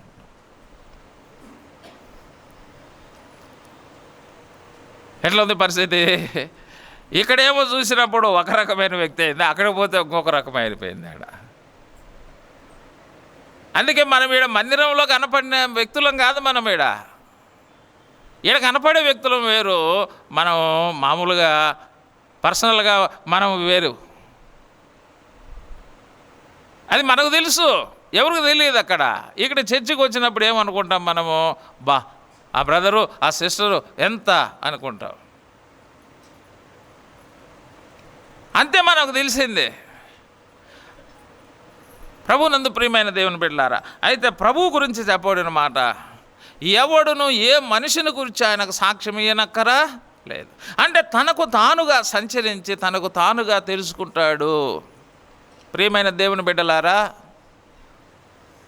కొన్నిసార్లు మనం సంఘములో ఈ దైవ సేవకులు, పెద్దలు, పరిచారకులు వీళ్ళ ద్వారా మన సాక్ష్యం సంపాదించుకోవచ్చు. మందిరానికి వస్తూ ఉంటాం కాబట్టి మంచోడు బ్రదర్, మంచిది బ్రదర్ అని. కానీ ప్రభు దగ్గర సాక్ష్యం సంపాదించుకోవడం చాలా కష్టమైన విషయం అది. ఆయన సంఘముల మధ్య ఏం చేస్తున్నాడు అంటే సంచరిస్తున్నాడు. అంటే మనమేమనుకుంటామంటే మందిరంలోకి వచ్చినప్పుడు ఆయన సంచరిస్తూ ఉంటాడు, తెలుసుకుంటాడులే ఆయన కూడా అనుకుంటున్నాం. అలా కాదు. మన ప్రతి పరిస్థితి కూడా ఆయనకు తెలుసు. ఎవరు చెప్పాల్సిన అవసరం లేదు ఆయనకు. అందుకే మనలో ఉన్న మెప్పుల గురించి ఆయనకు తెలుసు, మనలో ఉన్న తప్పుల గురించి ఆయనకు తెలుసు. మనలో మెప్పులుంటే మెచ్చుకుంటాడు, తప్పులుంటే దిద్దుకోమని హెచ్చరిస్తాడు ఆయన. ఇక్కడ కూడా 7 దీపస్తంభాల మధ్య సంచరించి తనకు తానుగా తెలుసుకున్నాడు. వారిలో ఉన్న మెప్పులేమిటో తనకు తానుగా తెలుసుకున్నాడు, వారిలో ఉన్న తప్పులేమిటో తనకు తానుగా తెలుసుకునేవాడు. అందుకే ఆయన దేవుడు అంటారు. అందుకే ఆయన దేవుడు అనేది. అందుకే ప్రియమైన దేవుని బిడ్డలారా, ప్రభువుకి ఏమి తెలియదులే అని మనం ఎప్పుడు అనుకోవద్దు. వాళ్ళకేం తెలియదులే, వీళ్ళకేం తెలియదులే అని మనుషుల గురించి అనుకున్నట్టుగా ప్రభువుని గురించి మాత్రం మనం మాట్లాడుకోకూడదు ఎప్పుడు. ఆయన తనకు తానుగా స్వయంగా సంచరించి తెలుసుకుంటున్నాడు. మనలో ప్లస్సులు తెలుసుకుంటున్నాడు, మనలో మైనస్లు కూడా తెలుసుకుంటున్నాడు. కాబట్టి ఎవరు మనం తప్పించుకోవడానికి వీలు లేదు. అందుకే మనం జాగ్రత్తగా ఉండాలి ఎప్పుడు కూడా. మందిరములకు వచ్చినప్పుడు కూడా బైబిల్ ఏం చెప్తుంది? నీవు మందిరమునకు పోనప్పుడు నీ ప్రవర్తన అంతటి యందు జాగ్రత్తగా ఉండాలి. మందిరానికి వచ్చినప్పుడు మాత్రమే కాదు, ఇంట్లో కూడా మనం జాగ్రత్తగా ఉండాలి, స్కూల్లో కూడా జాగ్రత్తగా ఉండాలి, కాలేజీలో కూడా జాగ్రత్తగా ఉండాలి, ఉద్యోగంలో కూడా జాగ్రత్తగా ఉండాలి, వ్యాపారంలో కూడా జాగ్రత్తగా ఉండాలి, మన ప్రయాణంలో కూడా జాగ్రత్తగా ఉండాలి. చాలాసార్లు మందిరానికి వచ్చినప్పుడే జాగ్రత్త అనుకుంటున్నాం మనము. మిగతా చోట్ల అజాగ్రత్తగా ఎటు పడితే అటు ఉండాలని బైబిల్ చెప్పలేదు.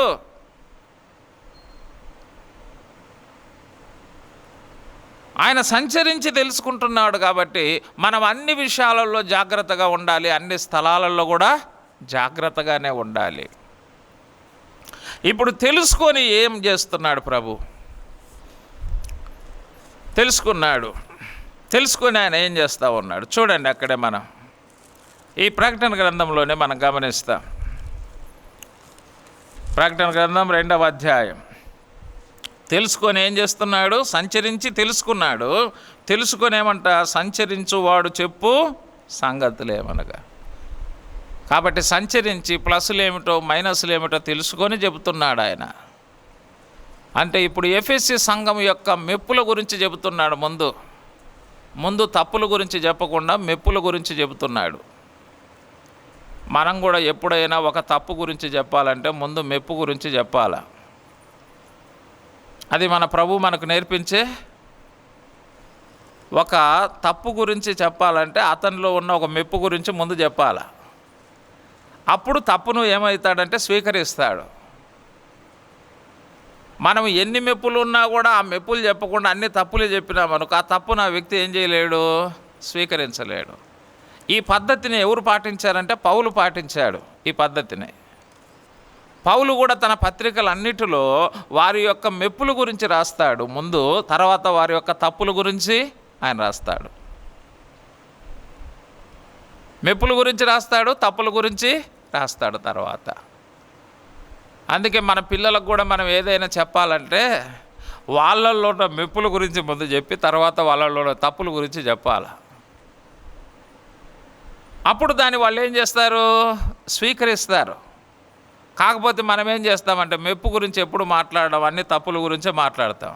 అందుకే మనకు పిల్లలకు కూడా ఏమొస్తుంది? గొడవ వస్తుంది. ఎన్ని మంచి పనులు చేసినా నువ్వు ఎప్పుడు నన్ను తప్పులు పడతానే ఉంటావు పో, ఇక అందుకే నేను ఈ తప్పులన్నీ చేసేది అంటూ ఉంటారు. చూసారా? మరి వాళ్ళలో ఉన్న ప్లస్సులు కూడా చెప్పాలి. ప్లస్సులు చెప్పి మైనస్సులు మనం చెప్పాలి. ఇక్కడ ముందుగా ప్రభు ఏం చెప్తున్నాడంటే వాళ్ళలో ఉన్న ప్లస్సులు చెప్తున్నాడు. వాళ్ళను మెచ్చుకునే విషయాలు చెప్తున్నాడు. ఏం మెచ్చుకుంటున్నాడు చూడండి, ఏం మెచ్చుకుంటున్నాడు. 2వ వచనం, నీ క్రియలను అన్నాడు. అంటే ఈ సంఘం ఏ సంఘము? క్రియలు కలిగిన సంఘము. చూసారా, క్రియలు కలిగిన సంఘము. మనమంతా కూడా ఏ సంఘముగా ఉండాలి? క్రియలు కలిగిన సంఘం. యాకోబు రాసిన పత్రిక మనం చదివితే విశ్వాసము క్రియలు అనే మాట మనకు యాకోబు పత్రికలో చూస్తాం. చాలామందికి విశ్వాసం ఉంటుంది కానీ ఏముండవు చెప్పండి? క్రియలు ఉండవు. అందుకే క్రియలు లేని విశ్వాసం ఏమంటుంది బైబిలు? మృతమైనది. మృతమైందంటే చచ్చిపోయినది, అంటే ఉపయోగం లేనిది అది అంటాడు. చాలామంది నేను యేసుప్రభుని నమ్ముకున్నాను, బాప్తిసం పొందుకున్నాను, రక్షణ పొందుకున్నాను, నరకం తప్పించుకున్నాను, పరలోకంలో చోటు సంపాదించుకున్నాను చాలా అంటాడు. అంతే. దేవా నీకు స్తోత్రం నాకు ఆత్రం అని రొట్టె ముక్క నోట్లో పెట్టుకొని పరిగెత్తా పోతూ ఉంటారు వీళ్ళు. ఇది ఒక బ్యాచ్ అన్నమాట. ఇది ఒక బ్యాచ్ ఉంటుంది. ఇది వీళ్ళకి ఏంటంటే ప్రభుని నమ్ముకున్నాం, రక్షించబడినాం, రొట్టె రసం తీసుకుంటున్నాం, పోతున్నాం. అంటే వీళ్ళకి ఏం అవసరం లేదు. క్రైస్తవ జీవితం అంత మాత్రమే కాదు, విశ్వసించుడు ద్వారా రక్షణ, పాప క్షమాపణ, పరలోకం దొరికింది వాస్తవమే. అలాగనే ఈ భూమి మీద జీవిస్తున్నంత వరకు మన విశ్వాసం అనేది క్రియాపూర్వకమైనదిగా ఉండాలి. మన విశ్వాసాన్ని దేవుడు చూస్తాడు, మన క్రియలను ఎవరు చూస్తారు? మనుషులు చూస్తారు. అంటే యేసు ప్రభును విశ్వసించడం ద్వారా ఒకని క్రియలో మార్పు వచ్చింది. ఏమొచ్చింది? క్రియలలో మార్పు వచ్చింది. అంటే దుష్క్రియలు పోయినాయి, ఏ క్రియలు వచ్చేసినాయి? సత్క్రియలు వచ్చేసినాయి. క్రియలో మార్పు రావాలి. క్రియలో మార్పు రాకుండా నేను విశ్వాసిని ఎవరు చెప్పడానికి వీల్లేదు. ఉదాహరణకు జక్కయ్య గురించి మనం చూడొచ్చు. ఆ పట్టణములు అంతటికీ జక్కయ్యని గురించి ఏమంటారండి ఆ పట్టణస్థులు? పాపి అయిన జక్కయ్య అన్నాడు. యేసుప్రభు అన్నాడు, జక్కయ్య నువ్వు త్వరగా దిగిరమ్ము, నేడు నేను నీ ఇంట ఉండవలసి ఉన్నది అన్నాడు. అందరూ ఏమనుకుంటున్నారు? ఈ పాపి అయిన జక్కయ్యని పిలుస్తున్నాడు ఈయన, మళ్ళా నేను నీ ఇంట ఉండవలసి ఉన్నది అంటున్నాడు ఈయన అని అందరూ మాట్లాడుకుంటున్నారు. ఆ ప్రభు దగ్గరికి వచ్చాడు. వచ్చి జక్కయ్య ఒక స్టేట్మెంట్ ఇచ్చాడు. ప్రభువా, నేను చాలామంది దగ్గర అన్యాయంగా తీసుకున్నాను నాయన, వీళ్ళందరికీ తిరిగి 4 గంటలు నేను తిరిగి చెల్లిస్తానన్నాడు. అప్పుడు యేసుప్రభు అన్నాడు, నిజముగా నువ్వు అబ్రహాము కుమారుడు, నీ ఇంటికి ఏమొచ్చింది? రక్షణ. అంటే రక్షణ ఎవరికైతే కలుగుతుందో ఆ వ్యక్తిలో ఏం మార్పు వస్తుంది? క్రియలో మార్పు వస్తుంది. అప్పట్లో అన్యాయంగా తీసుకున్నవాడు ఇప్పుడు న్యాయంగా తిరిగి చెల్లిస్తున్నాడు. అదే క్రియలో మార్పు అంటే. క్రియలో మార్పు. మనకు క్రియలో మార్పు లేకుండా నేను విశ్వాసిని అంటే అది మృతమైనటువంటిదే. అంటే దాని ద్వారా ఎటువంటి ఉపయోగం లేదు ఆ వ్యక్తి ద్వారా. ఆ వ్యక్తి ద్వారా ఆ వ్యక్తికి ఉపయోగం ఉంటుంది, కానీ ఆ వ్యక్తి ఎవరికి ఉపయోగపడడు ఈ సమాజంలో. తను అగ్ని నుంచి తప్పించుకుంటాడు, పరలోకం చేరుతాడు వాస్తవమే, కానీ ఈ భూమి మీద ఏ వ్యక్తికి కూడా ఆ వ్యక్తి ఏం కాడు? ఉపయోగం కాడు. ఏ వ్యక్తికి కూడా రక్షణ మార్గాన్ని చూపించలేడు ఆ వ్యక్తి. ప్రభువును చూపించలేడు ఆ వ్యక్తి. ప్రభు దగ్గరికి నడిపించలేడు ఆ వ్యక్తి. ప్రభువుకు మహిమ తీసుకురాలేడు ఆ వ్యక్తి. అది చెప్పాడు. కాబట్టి ఈ సంఘం ఏ సంఘము? క్రియలు కలిగిన సంఘం. ఒక వ్యక్తి విశ్వసించాడంటే అతని క్రియలలో తప్పకుండా ఏం రావాలి? మార్పు కనపడాలి. అప్పుడే విశ్వాసి అంటారు ఆ వ్యక్తిని. రెండవదిగా మనం చూస్తే ఇది క్రియలు కలిగిన సంఘం. రెండవది నీ కష్టమును అన్నాడు. అంటే ప్రభు కొరకు కష్టపడే సంఘం. ప్రభు కోసం ఏ సంఘం ఇది? కష్టపడే సంఘం. ప్రభునందు ప్రియమైన దేవుని బిడ్డలారా, మనము కూడా ప్రభువు కొరకు కష్టం. మన కోసం మనం కష్టపడ్డాం మంచిదే, మన పిల్లల కోసం కష్టపడ్డాం మంచిదే. అలాగనే ప్రభువు కోసం కూడా కష్టపడిన సంఘం ఇది. ప్రభు కోసం కూడా కష్టపడిన సంఘం. ఉదాహరణకు ఈ విధంగా నేను చెప్తాను. దినవృత్తాంతముల గ్రంథము మొదటి గ్రంథంలో దావీదు ఈ విధంగా చెప్తాడు. దావీదు చూడండి, 22వ అధ్యాయం. దినవృత్తాంతముల మొదటి గ్రంథం 22వ అధ్యాయం 14వ వచనం చదువుదామా? ఇదిగో నేను నా కష్టస్థితిలోనే ప్రయాసపడి యెహోవా మందిరము కొరకు 2,00,000 మనుగుల బంగారమును 10 కోట్ల మనుగుల వెండిని తూచతక్యము కానంత విస్తారమైన ఇత్తడిని ఇనుమును సమకూర్చి తిని మ్రానులను రాళ్లను కూర్చి ఉంచి తిని నీవింకను సంపాదించుదుగాక అన్నాడు. దావీదు తన కుమారునితో మాట్లాడుతున్నాడు, సొలొమోనుతో.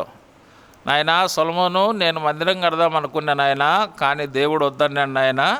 కాబట్టి దేవుడు వద్దన్న పని నేను ఏది చేయను నాయనా, నువ్వే మందిరం కట్టాలని దేవుడు చెప్పాడు, నువ్వే కట్టు నాయనా. అయితే ఇదిగో నేను నా కష్టస్థితిలో ప్రయాసపడి యెహోవా మందిరం కొరకు బంగారమును వెండిని ఇత్తడిని ఇనుమును రాళ్లను సమకూర్చాను నా కష్టకాలంలోనే అన్నాడు. అంటే దేవుని కోసం కూడా నేనేం చేశాను, నా కుటుంబం కోసం మాత్రమే కాదు నేను కష్టపడింది, దేవుని కోసం కూడా ఏం చేశాను, కష్టపడ్డానని దావీదు చెప్తాడు. కొంతమంది వాళ్ళ కుటుంబం కోసం ఎంతైనా కష్టపడతారు, కానీ దేవుని విషయంలో ఏ కష్టాన్ని కూడా వాళ్ళు అనుభవించడానికి ఇష్టపడరు. మనం చూస్తే ఏ రకమైన కష్టాన్ని వాళ్ళు అనుభవించడానికే ఇష్టపడరు వాళ్ళు. మనం చూస్తే ఇదిగో నా కుటుంబం కోసం నేను ఇంతగా కష్టపడ్డానండి అని చెప్తారు. మంచిదే, నువ్వు కష్టపడి ఎవరు వద్దన్నారు, కానీ నీ దేవుని కోసం ఏమైనా కష్టపడ్డావా? మనం ఆలోచన చేయాలి.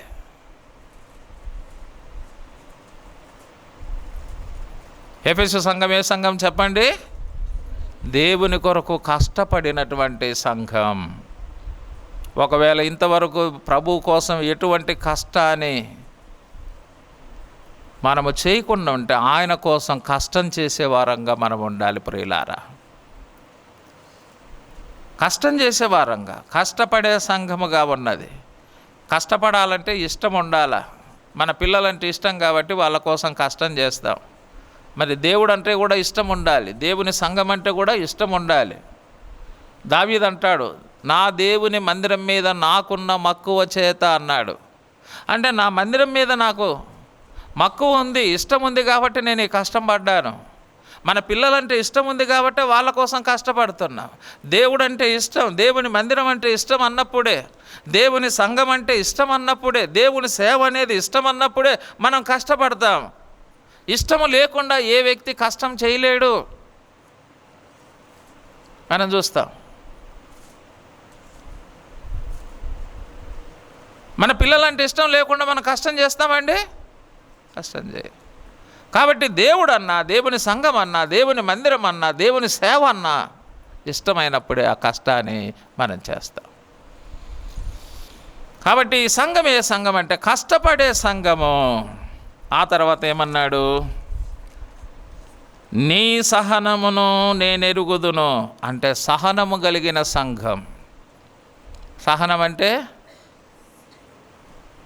అంటే ఎప్పుడు మనకు సహనం అవసరం చెప్పండి? ఎప్పుడు సహనం అవసరము? హింసలు వచ్చినప్పుడే సహనం అవసరం. అది ఇప్పుడు కదలకుండా మెదలకుండా ఉన్నాం కాబట్టి సహనంగా ఉన్నామని కాదు. హింస వచ్చినప్పుడే సహనం అనేది మనకు బయటకు వస్తుంది. హింస లేకుండా సహనం అనే దానికి అర్థం ఉండదు. అందుకే దేవుని కొరకు సహించినటువంటి సంఘం అంటే దేవుని కొరకు వాళ్ళు హింసించినా కూడా ఈ సంఘం ఏమైంది? సహించింది. సహించిన సంఘం. ప్రియమైన దేవుని బిడ్డలారా, కాబట్టి దేవుని ప్రజలమైన మనము, ప్రభువే చెప్పాడు కదా, ఆయన కొండ మీద ప్రసంగంలో ఏం చెప్పాడు? నా నిమిత్తం జనులు మిమ్మల్ని నిందిస్తారు, హింసిస్తారు, దూషిస్తారు, అబద్ధముగా చెడ్డ మాటలు కూడా పలుకుతారు. అప్పుడే మీరు సహనం కలిగి ఉండాలి. నిందించే మేము ఎందుకు ఊరుకుంటాం? నిందించే దొమ్మలు గులుతాయి. నేను మన భాష మాట్లాడుతానులే, ఏమ్మా అంటామా లేదా? ఊరికనే నిందలు వేసామంటే ఊరికేం అంట. నేను ఈ ప్రాంతంలోనేలే, అందుకే ఈ లాంగ్వేజ్ మాట్లాడుతాను, మీకు అర్థం కానీకి. అంటే మన ప్రాంతంలో ఉన్న పరిస్థితులు నేను చెప్తున్నాను. అవి నా నిమిత్తం జనులు నిందిస్తారు, హింసిస్తారు, దూషిస్తారు, అబద్ధాలు కూడా చెప్తారు. అప్పుడే మీరు సహించాలి. అంటే ఆ విధంగా ప్రభు నిమిత్తం నిందించబడ్డా, హింసించబడ్డా, దూషించబడ్డా, అబద్ధాలు చెప్పినా కూడా ఏం చేసిందంట ఈ సంఘము? సహించిన సంఘం. అంటే ప్రభు అంటే వారికి ప్రేమ. సహించిన సంఘముది. మనము కూడా కొన్నిసార్లు మనం చేయని తప్పులకు నిందలు వస్తాయి. చేసిన తప్పులకు కాదు నిందలు వచ్చేది, చేసిన తప్పులకు మన మీద వచ్చేటి నేరాలు, చెయ్యని తప్పులకు వచ్చేటి నిందలు. సహించుదాం.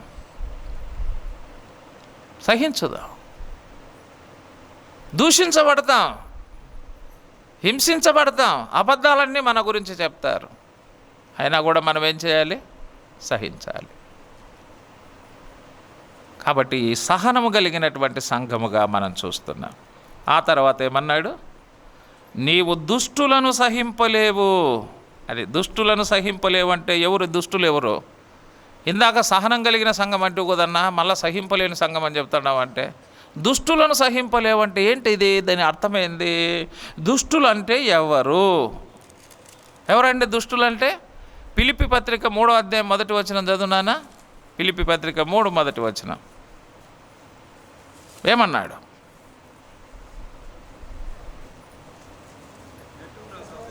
మెట్టుకు నా సహోదరులారా, 2వ వచనం చదువుదాంలేండి. కుక్కల విషయమై జాగ్రత్తగా ఉండుడి, దుష్టులైన పనివారి విషయమై జాగ్రత్తగా ఉండుడి. దుష్టులైన పనివారు, దుష్టులు అంటే ఎవరు? దుష్టులైన పనివారంటే తప్పుడు బోధకులు అని అర్థం. దుష్టులంటే వీళ్ళను మనం సహించాల్సిన అవసరం లేదు. వాళ్ళు తప్పుడు బోధ చేస్తుంటే ఆ బోధను మనము సహించాల్సిన అవసరం లేదు. అది చెప్పాడు. ఇక్కడ ఎఫెసీ సంఘము దుష్టులను సహింపలేవని అన్నాడంటే తప్పుడు బోధలను ఈ సంఘం ఏం చేయలేదు? సహించదు. అంటే అపోస్తుల కాలంలోనే ఏ బోధలు ఉన్నాయి? తప్పుడు బోధలు ఉన్నాయి. ఈ దుష్టులైన పనివారు ఉన్నారు. అది అందుకే ఈ తప్పుడు బోధకుల విషయమై నువ్వు సహించకుండా తప్పుడు బోధలను ఏం చేసావు? వాళ్ళని అడ్డగించావు. కాబట్టి భోజనాలు ఎన్ని రకాలుగా ఉన్నాయో బోధలు కూడా అలాగనే అనేక రకాలుగా ఉన్నాయి బోధలు. తప్పుడు బోధలను మనం గమనించాలి ఎప్పటికప్పుడు. ఈనాడు ఈ మీడియా ఎక్కువ కాబట్టి తప్పుడు బోధలు కూడా ఎక్కువగా వింటున్నారు ప్రజలు. ఒకప్పుడు సంఘాల మధ్యకు వచ్చి బోధిస్తేనే వినేవాళ్ళు, ఆ తర్వాత రేడియోలో వినేవాళ్ళు, టీవీలో వినేవాళ్ళు. ఇప్పుడు చేతుల్లోనే 24 గంటలు ఉన్నాయి. ఏవి నొక్కి ఆ యూట్యూబ్ నొక్కినామనుకో మొత్తం బోధలన్నీ వచ్చేస్తున్నాయి. అసలు కొన్నిసార్లు వీళ్ళకి తలకాయ తిక్కబట్టి అసలు ఏది కరెక్ట్ ఏది కరెక్ట్ కాదో అర్థం కావడం లేదు. అయిపోయింది. అన్నం ఉడికిందా లేదా అనే దానికి ఈ మొత్తం అన్నం అంతా పిసుకుతారమ్మా, పిసుకరు కదా. 2 మెతుకులు బితుకుతే తెలుస్తుంది అది ఉడికిందా లేదా అని. అలాగనే ఇది తప్పుడు బోధ కాదనేది కూడా 2 మాటలు వింటే మనకు అర్థమైపోతుంది. ఎక్కువ అవసరం లేదు తప్పుడు బోధ అనేదానికి.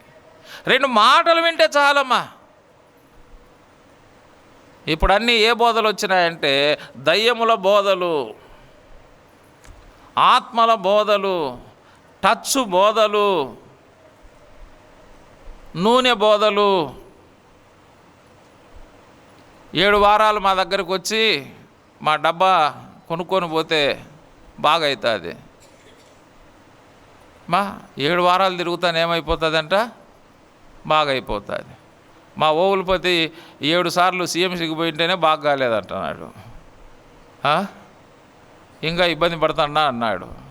ఇక హాస్పిటల్ మనం మూసుకోవచ్చు కదా, పెద్ద పెద్ద హాస్పిటల్ ఏం అవసరం ఏముందమ్మా, 7 వారాలు అక్కడికి పోయి డబ్బా నూనె తెచ్చుకుంటే బాగా అవుతుంది అనుకుంటే మనందరికి మేలే కదా. ఏ బోధలు ఇవన్నీ?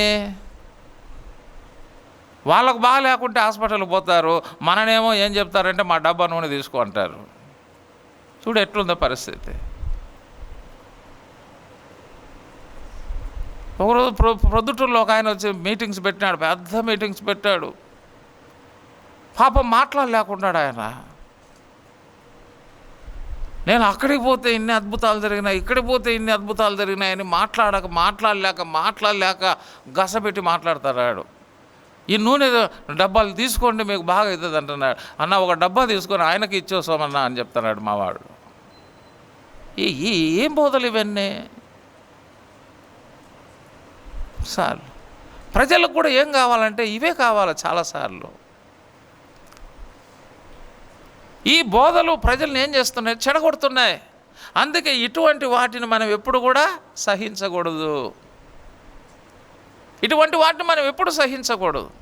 దేవుని వాక్యానికి భిన్నమైన వాటిని ఏం చేయలేరంట, వీళ్ళు సహించలేరు. సరే మీరు వెళ్ళిపోండి, మీరు ఇక్కడ రావద్దు అని చెప్పేస్తారు అంతే.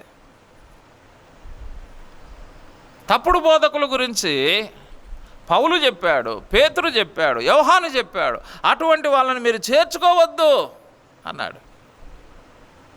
దుష్టులను సహింపలేని సంఘం. చాలామంది ఏం లేనా అయితే మెల్లే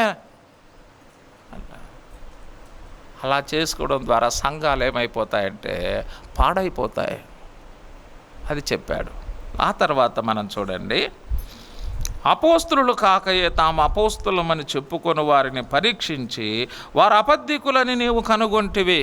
కొంతమంది అపోస్తులు అంటే దేవుని చేత పంపబడిన వారు. కొంతమంది వచ్చి మా అమ్మను కూడా దేవుడు పంపించినాడు, ఇదిగో సంచి, ఇదిగో బైబిల్, ప్రైజ్ ద లార్డ్, హల్లెలూయా, దేవుని స్తోత్రం అని కేకలేస్తున్నారంట వచ్చి. వాయబ్బా మన వాళ్ళకంటే గట్టిగానే అరుస్తున్నారే, నిజంగా దేవుడు పంపించినాడేమో అని వీళ్ళు అనుకున్నారు. మనం గట్టిగా ఏమో అరసం కదా, వాళ్ళంతా గట్టిగా అరుస్తారు. మళ్ళీ గట్టిగా అరిస్తే మనం ఏమనుకుంటాం, వాయమ్మ గట్టిగా అరిచాక దేవుడు పంపించినాడేమో అని అనుకుంటాం. చిన్నగా మాట్లాడితే దేవుడు పంపించలేదేమో అని మనం అనుకుంటాం. అంటే ఇలాగా కొన్నిసార్లు వాళ్ళు ఏం చేస్తారంటే భ్రమపరుస్తారన్నమాట. కానీ అపోస్తులు కాకయే తాము అపోస్తులమని చెప్పుకొని వారిని వీళ్ళు ఏం చేశారంట, పరీక్షించిన సంఘం. బోధకులకే పరీక్ష పెట్టిన సంఘం అయిపోయింది ఇది. ఎంత గొప్ప సంఘం అమ్మా! మేము అపోస్తులమని వస్తే ఆ బోధకులకి ఏం పెట్టింది సంఘము? పరీక్ష పెట్టింది. అన్ని దానిలకు తలకాయ ఆడిచ్చేది కాదు సంఘము, పరీక్షిస్తుంది. ఎవరు వచ్చినా తలలు ఆడించుకుంటా మనం ఉండకూడదు ఎప్పుడు కూడా. వాళ్ళు చెప్పినా ఒకటే, వీళ్ళు చెప్పినా ఒకటే, అందరూ చెప్పినా ఒకటే లేండి అని అట్లా అనకూడదు మనం ఎప్పుడు. మమ్మల్ని దేవుడు పంపించినాడని వాళ్ళు వస్తే అపోస్తులు కాదా అని వాళ్ళు ఏం చేశారంట, పరీక్షించారంట.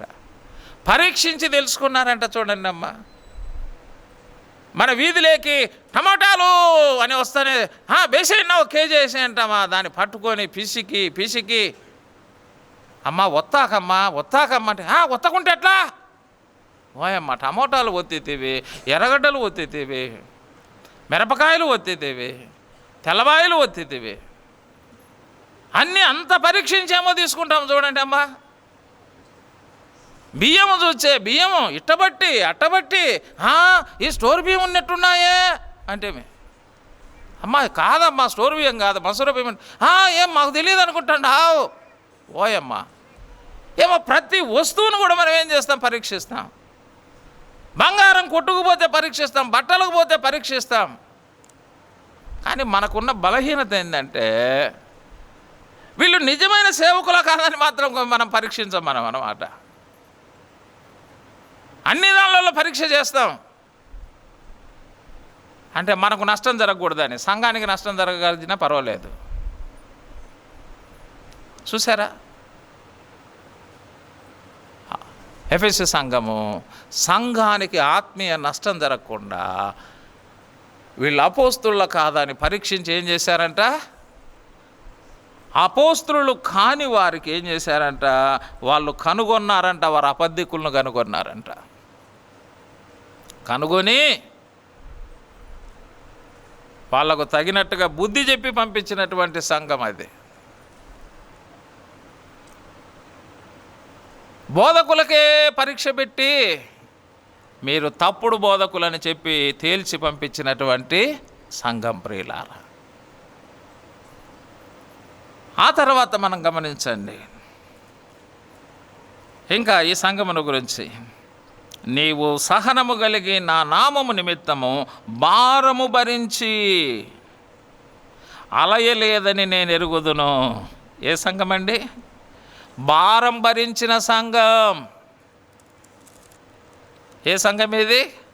నా నామము నిమిత్తం భారము భరించిన సంఘం. పౌలుతో అన్నాడు కదా ప్రభు, నీవు నా నామమును భరించుటకు నేను నిన్ను ఏర్పరచుకున్నాను అన్నాడు. సంఘం అంటే భరించేది ప్రియులారా. చాలాసార్లు భార్యాభర్తల విషయంలో చెప్తారు కదా, భర్తతో కొట్లాడి భార్య అమ్మగారి ఇంటికి వెళ్ళిపోతే నువ్వు భరించాలమ్మా, భరించాలా అని చెప్తా ఉంటారు. అంటే భార్య అంటే ఏంటంట, భరించేది. వాడు తాగుడుపోతాడేనమ్మా, చెడ్డోడేనమ్మా, నువ్వు భరించాలమ్మా అని చెప్తాం చూడండి. అలాగనే కొంతమంది ఈ భార్యతో నేను సంసారం చేయలేనంట ఉంటారు భర్తలు. నువ్వు చేయలేనంటే ఎట్టరా, నువ్వు నీ భార్యతో భరించాలరా అని పురుషులకు కూడా చెప్తూ ఉంటారు. అంటే వివాహమైన తర్వాత ఒకరిని ఒకరు ఏం చేయాలంట, భరించాలి.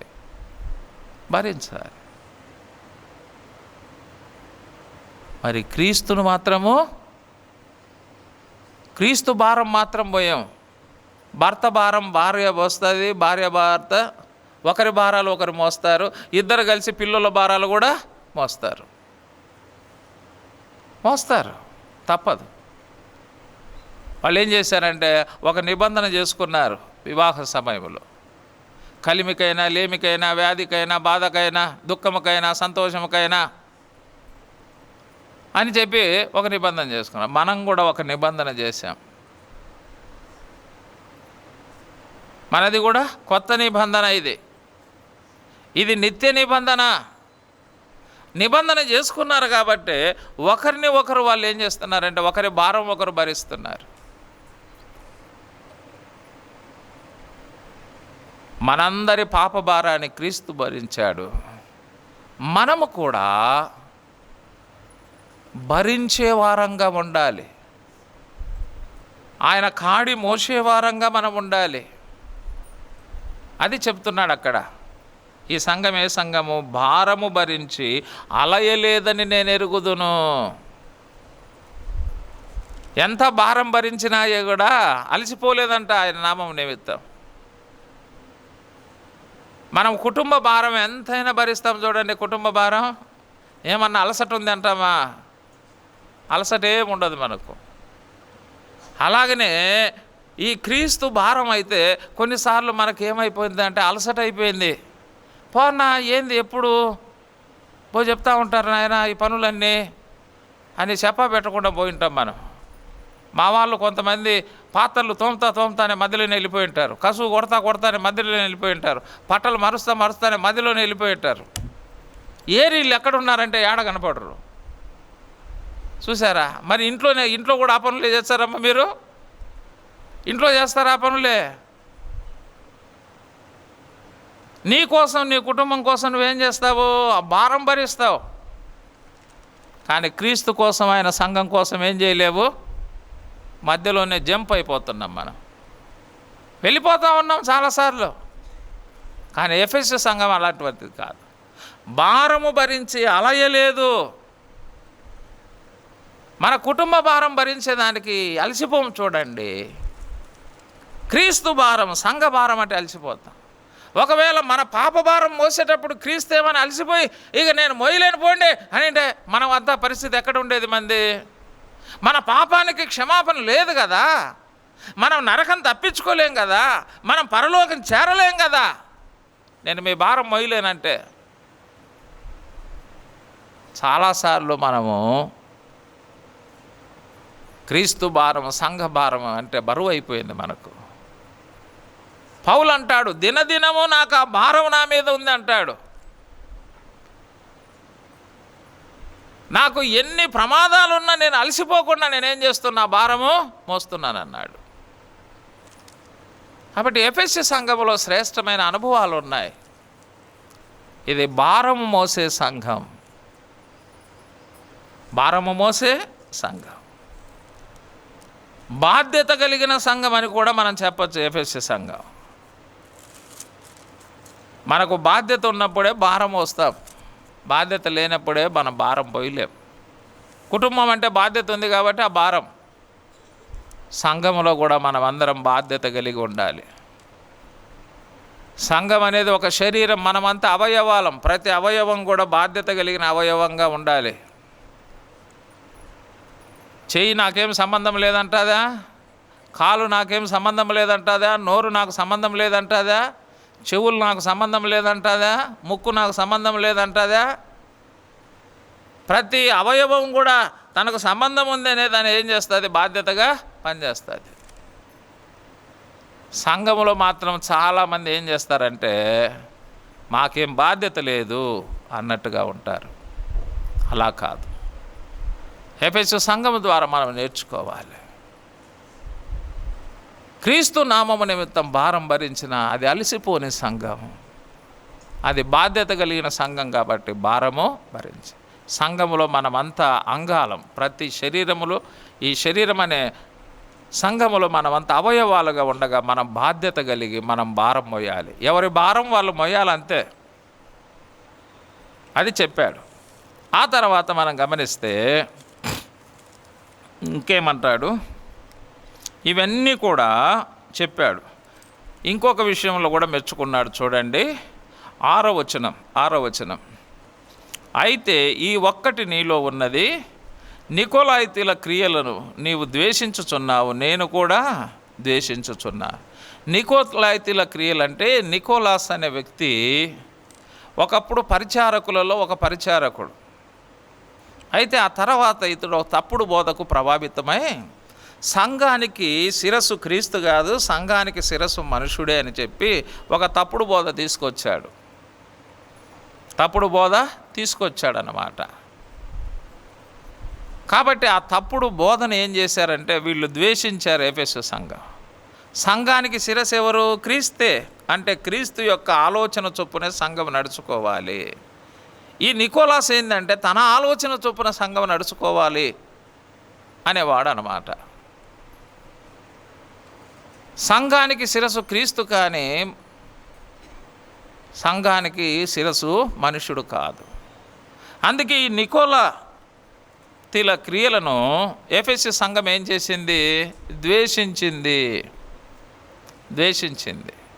అది సంగతి అన్నమాట. ప్రభువు కూడా ఏం చేశాడు? దాన్ని ద్వేషించాడు. అంటే ఇవన్నీ మంచి విషయాలు మనకు ఈ ఎఫెసు సంఘములో ఉన్నాయి, ఎఫెసులో ఉన్నాయి. అయితే ఇప్పుడు వారిలో ఉన్న తప్పులను కూడా ప్రభు చెబుతున్నాడు. 4వ వచనం 5వ వచనం చూడండి. ఆయనను మొదట నీకుండిన ప్రేమను నువ్వు వదిలితివని నేను నీ మీద తప్పు ఒకటి మోపవలసి ఉన్నది. ఇంతవరకు మెప్పుల గురించి చెప్పాడు, ఇప్పుడు తప్పుల గురించి చెబుతున్నాడు. నీవు ఏ స్థితిలో నుండి పడితివో అది జ్ఞాపకం చేసుకొని మారు మనసు పొంది ఆ మొదటి క్రియలను చేయుము. అట్లు చేసి నీవు మారు మనసు పొందితేనే సరి, లేని ఎడల నేను నీ యొద్దకు వచ్చి నీ దీపస్తంభమును దాని చోట నుండి తీసివేతును. ఈ సంఘానికి మెప్పులు చాలా ఉన్నాయి. కానీ తప్పు మాత్రం ఒక్కటే ఉంది. మెప్పులేమో చాలా ఉన్నాయి, తప్పులు మాత్రము ఒక్కటే ఉంది. మెప్పులు ఎక్కువ ఉన్నాయి, తప్పులు ఒక్కటే ఉంది. కొన్నిసార్లు మన దగ్గర తప్పులు ఎక్కువ ఉంటాయి, తప్పులు ఎక్కువ ఉంటాయి, మెప్పులు తక్కువ ఉంటాయి. కానీ ఇక్కడ ఈ సంఘంలో చూస్తే మెప్పులేమో ఎక్కువగా ఉన్నాయి, తప్పులేమో ఒక్కటేనంటున్నాడు. ఏమిటి ఆ తప్పు? ఆయనను మొదట నీకుండిన ప్రేమను నువ్వు వదిలితివని నీ మీద తప్పు ఒకటి మోపవలసి ఉన్నది. మొదటి ప్రేమ వదిలిపెట్టిన సంఘము, మొదటి ప్రేమ. ప్రియమైన దేవుని బిడ్డలారా, మనము కూడా చాలాసార్లు ఈ మొదటి ప్రేమను ఏం చేస్తున్నామంటే వదిలిపెట్టేస్తున్నాం. అందుకే నీ మీద తప్పు ఒకటి మోపవలసి ఉన్నది. మొదటి ప్రేమను నువ్వు వదిలితివి. మొదట ఎలాగ ప్రేమించారంటే వీళ్ళు, మత్తయి సువార్త 10వ అధ్యాయం 37వ వచనం చూడండి, ఎలాగ ప్రేమించాడో చెప్తాడు అక్కడ. మత్తయి 10:37 ఏమన్నాడు? తండ్రిని నాకంటే ఎక్కువగా ప్రేమించువాడు నాకు పాత్రుడు కాడు, కుమారునైనను కుమార్తెనైనను నాకంటే ఎక్కువగా ప్రేమించువాడు నాకు పాత్రుడు కాడు. అది మొదట ఎలాగ ఈ సంఘం ప్రేమించిందంటే ప్రభువును వారి తండ్రి కంటే, వారి తల్లి కంటే, వారి కుమారుని కంటే, వారి కుమార్తె కంటే, భార్య కంటే, భర్త కంటే, బంధువుల కంటే, స్నేహితుల కంటే, వారి ఉద్యోగాల కంటే, వారి వ్యాపారాల కంటే, వారి సమస్తం అన్నిటికంటే కూడా ఎవరిని ఎక్కువగా ప్రేమించారు? ప్రభువుని ఎక్కువగా ప్రేమించారు. అన్నిటికంటే ఎక్కువగా ప్రభువును ప్రేమించారు. కానీ ఇప్పుడు చూస్తే ఏం లేదు, అన్నిటికంటే ఎక్కువగా ప్రభువును ప్రేమించడం లేదు. అది చెప్పాడు. ఇప్పుడు ఏమంటారంటే, ఏమన్నారు? మా నాయన, మా అమ్మ, మా కొడుకు, మా కూతురు, మా భార్య, మా బంధువులు, మా స్నేహితులు, మా ఉద్యోగము, మా వ్యాపారము, మా ఇల్లు, మా పొలము, ఇవి చెప్తున్నారు. మొదట ఏమన్నారంటే ప్రభువే అన్నారు. ఇప్పుడు ఏమంటున్నారు?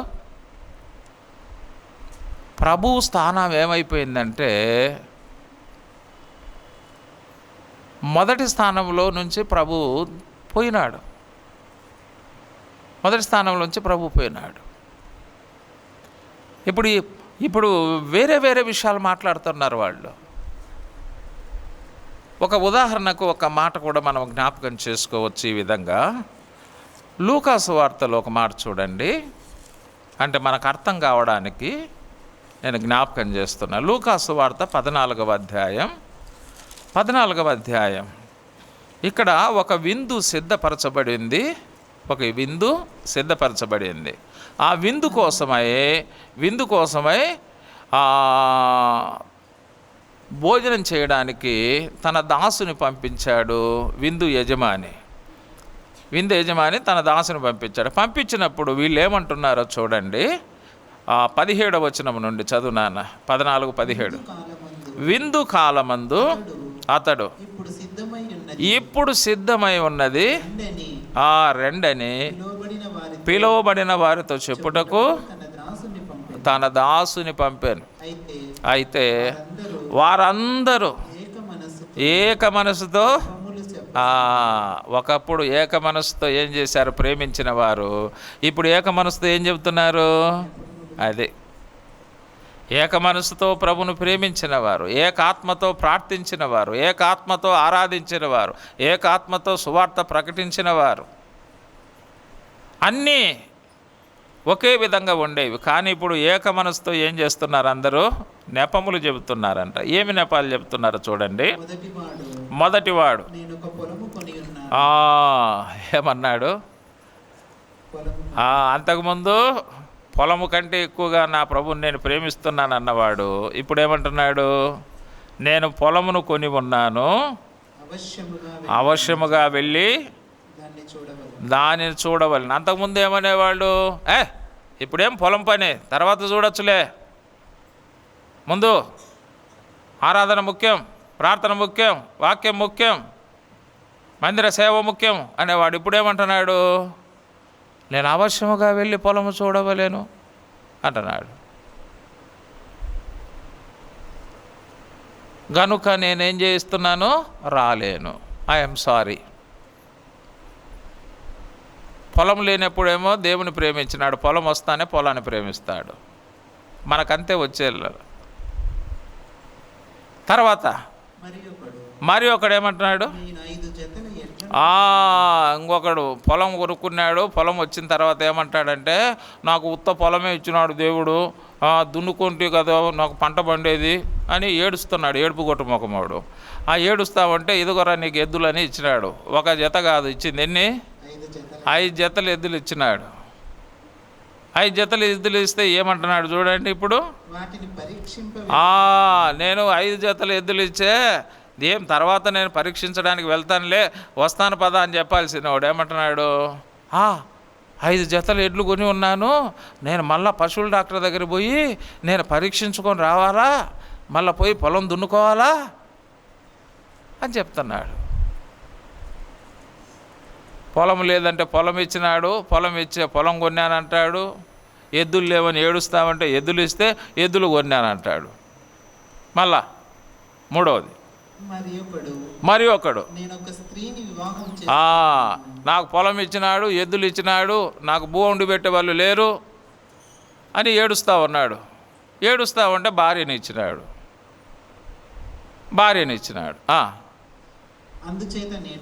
అందుచేత మళ్ళీ భార్యని ఇస్తే ఏమంటాడు? నేను రాలేనంటాడు. నేను రాలేను, నేను ఒక స్త్రీని పెళ్లి చేసుకున్నాను కాబట్టి రాలేను. చూడండి, కొన్నిసార్లు మనకు దేవుడు ఏమి ఇవ్వకపోతే ఏమంటామంటే, దేవుడు ఏమి ఇవ్వలేదన్నా అంటాం. దేవుడు ఇస్తే గిన మళ్ళీ దేవునితోనే చెప్తాం, నువ్వు పొలం ఇచ్చినలే, ఎద్దులు ఇచ్చినలే, భార్య ఇచ్చినలే, భర్త ఇచ్చినలే, పిల్లలు ఇచ్చినలే, ఇండ్లు ఇచ్చినలే, అవన్నీ ఎవరు చూసుకోవాలా అని మళ్ళీ దేవునికే చెప్తాం. అంతకుముందు ఆయనకు మొదటి స్థానం ఇస్తే, ఏమి లేనప్పుడు ఏమి ఇచ్చినామంటే మొదటి స్థానం ఇచ్చినాం, అన్నీ వచ్చిన తర్వాత ఏమైంది ఆయన స్థానము? చిటికినేలంతటోడు సూపుటేలంతటోడు అయినాడు. ఏమైనాడు? చిటికినేలోడు ఏమైనాడు? సూపుటేలంత అయినాడు. ఇప్పుడు అయిన తర్వాత ఏం చేస్తున్నాడంటే, ప్రభువుకు మొదటి స్థానం లేకుండా పోయిందాడ. ఈ ఎఫెసు సంఘం చేసింది అదేనమాట. దాంట్లో ఎన్నో మెప్పులు ఉన్నాయి, కానీ ఒకే ఒక తప్పు ప్రభు చెబుతున్నాడు. నువ్వు మొదట అన్నిటికంటే అందరికంటే నువ్వు నన్ను ఎక్కువగా నువ్వు ప్రేమించిన వానివి, నాకు మొదటి స్థానం ఇచ్చిన వానివి.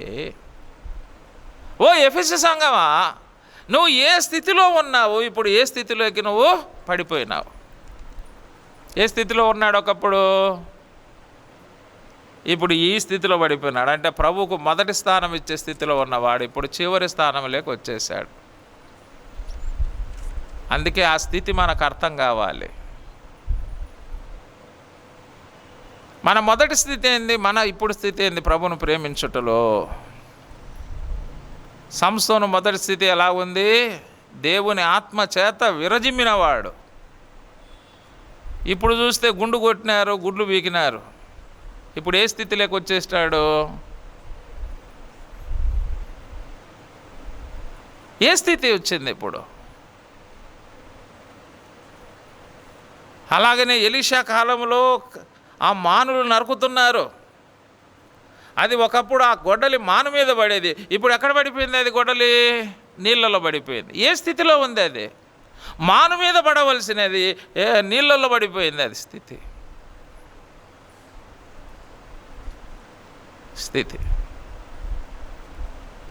ప్రియమైన దేవుని బిడ్డలారా, ఒకప్పుడు గెహాజీ ఎలా ఉన్నాడు?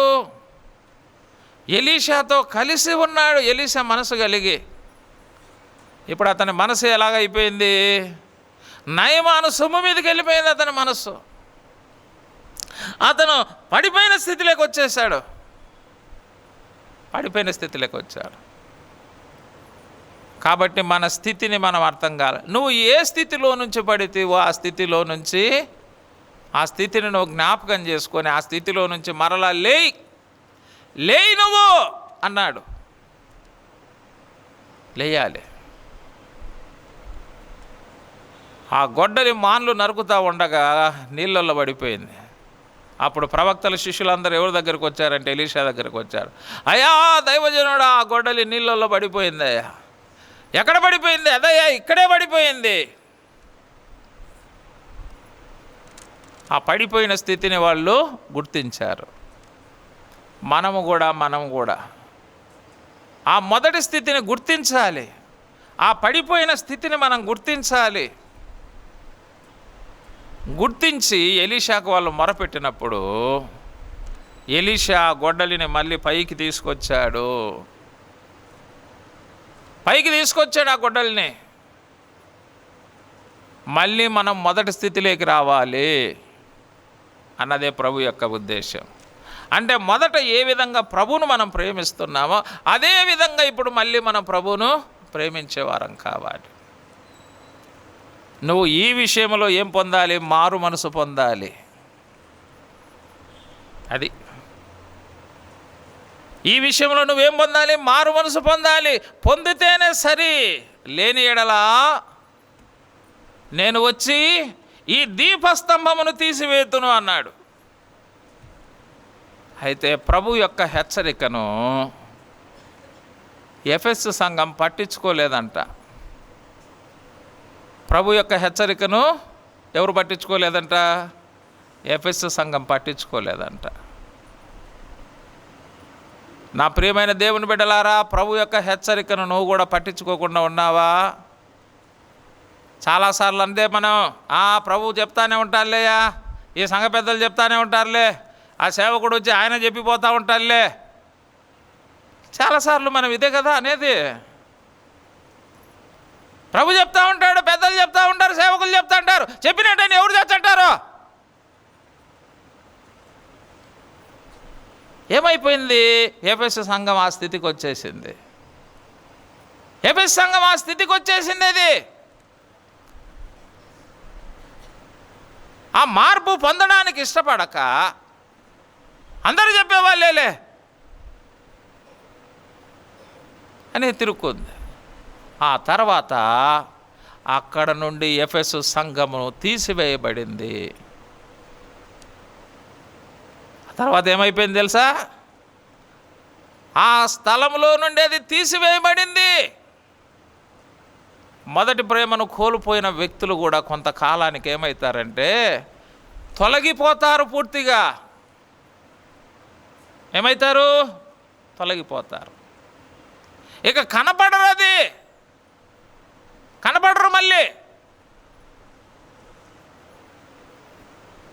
ఎఫెసు సంఘం ఆ తర్వాత తీసివేయబడిందని చరిత్రలో రాయబడింది ప్రియులారా. కాబట్టి ప్రభువు ఏ విషయంలో అయితే నువ్వు మారు మనసు పొందాలని హెచ్చరిస్తున్నాడో ఆ విషయంలో నా ప్రియమైన సహోదరుడా, సహోదరి, నువ్వు మారు మనసు పొందు. నువ్వు ప్రభు యొక్క గద్దింపును, ప్రభు యొక్క హెచ్చరికను నువ్వు తృణీకరిస్తే, నిర్లక్ష్యం వహిస్తే చివరకు నీ విశ్వాస జీవితమే మరుగుగా అయ్యడానికి అవకాశం ఉంది. నువ్వు కనపడకుండా నీ ఆత్మీయ జీవితమే కనుమరుగయ్యేదానికి కూడా అవకాశం ఉంది. కనుమరుగయ్యేదానికి కూడా అవకాశం ఉంది. అందుకే నువ్వు ఏ స్థితిలో పన్నావు ఆ స్థితిలోకి మళ్ళీ రా. నువ్వు మళ్ళీ ప్రభువును ప్రేమించడం, ప్రభువుకు మొదటి స్థానం ఇవ్వడం ప్రారంభం చేయి. అప్పుడు నువ్వు ఆత్మీయంగా స్థిరపరచబడతావు, బలపరచబడతావు. ప్రభు కొరకు ఒక బలమైన సాక్షిగా నువ్వు చేయబడతావు, తయారుగా చేయబడతావు. అందుకే జయించు వానికి ఏమిస్తానన్నాడు ప్రభు? జయించు వానికి ఏమిస్తానని చెప్పాడు అక్కడ వాగ్దానము? ఆ చెవి గలవాడు వినుగాక. ఆత్మ సంగములతో చెప్పుచున్న మాట వినుగాక. వినాలి మనం. 2 చెవులు ఉన్నాయని ఒక చెవులో విని ఒక చెవులో విడిచిపెట్టేది కాదు క్రైస్తవ జీవితం అనేది. చెవి గలవాడు వినాలి, చెవి గలవాడు విశ్వసించాలి, చెవి గలవాడు ఆ ప్రకారంగా చేయాలి. వినుగాక అని చెబుతూ ఏమంటున్నాడు? జయించు వానికి దేవుని పరదయసులో ఉన్న జీవవృక్ష ఫలములు భుజింపనెత్తును. ఏ విషయంలో జయించాలి? ప్రభును ప్రేమించే విషయంలో. తిరిగి ఈ విషయంలో మనం ఓడిపోయినాం, ఆ విషయంలో తిరిగి మనం ప్రభును ప్రేమించే విషయంలో మనం ఒప్పుకోవాలి. ప్రభువా, నిజమేనయ్యా, ఓడిపోయినా నేను, నీకు మొదటి స్థానం ఇవ్వడంలో నేను ఓడిపోయినా నాయన.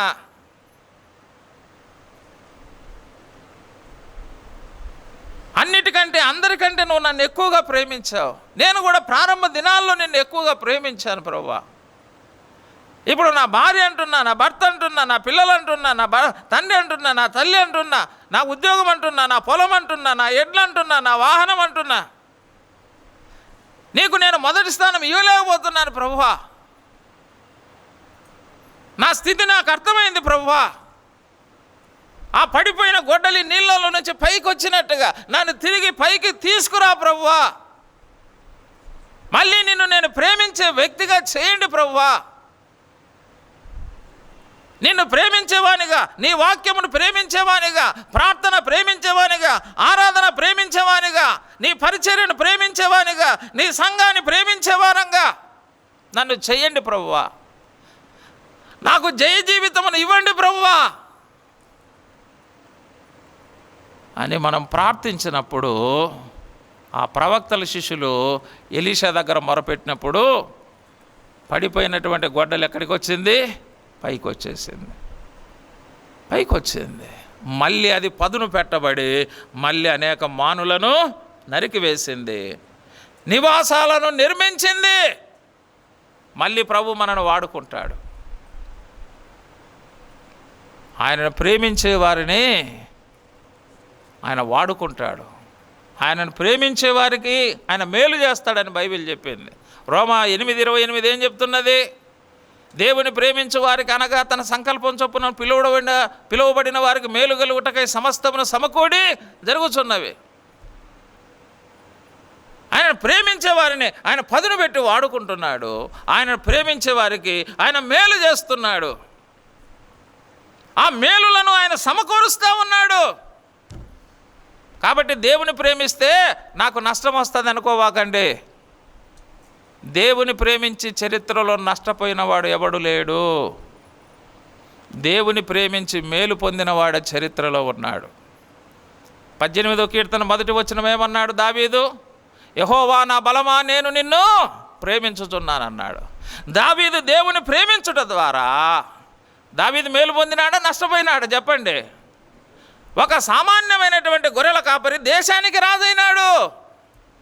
ఆ కుటుంబంలో 8 మంది సహోదరులు ఉన్నారు, 2 సహోదరీలు ఉన్నారు. కానీ అందరికంటే ఎక్కువగా ప్రేమించాడు, అందరికంటే ఎక్కువగా మేలు పొందినవాడు ఎవరంటే దావీదే.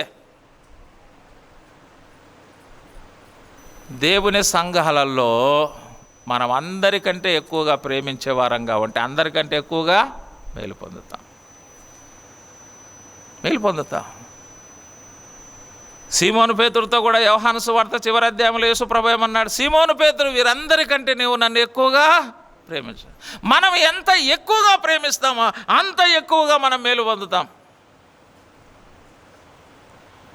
చాలాసార్లు దేవుని ప్రేమిస్తే నాకు నష్టం వస్తుందని సాకులు చెబుతున్నాం, కానీ దేవుని ప్రేమించిన వాడు నష్టపోయిన వాడు చరిత్రలో ఎవడు ఉండడు. దేవుని ప్రేమించడం ద్వారా మేలు పొందిన వాడి చరిత్రలో మనకు కనపడుతున్నాడు, ఎవరమైనా సరే. కాబట్టి ఆ మొదటి ప్రేమను తిరిగి మనం కలిగి ఆ ప్రభువును ప్రేమిస్తూ, వాక్యాన్ని ప్రేమిస్తూ, సంఘాన్ని ప్రేమిస్తూ, ప్రార్థన ప్రేమిస్తూ, ఆరాధన ప్రేమిస్తూ, ఆయన పరిచర్యను ప్రేమిస్తూ మనము జయ జీవితాన్ని మనం జీవించుదాం. ఆ ప్రభు ద్వారా మనం మేలులు పొందుదాం, ఆ ప్రభు ద్వారా దీవెనలు పొందుదాం, అనేక మందికి దీవెనకరంగా మనము ఉందాం. అట్టి కృప దేవుడు మనందరికీ అనుగ్రహించునుగాక. ఆమేన్.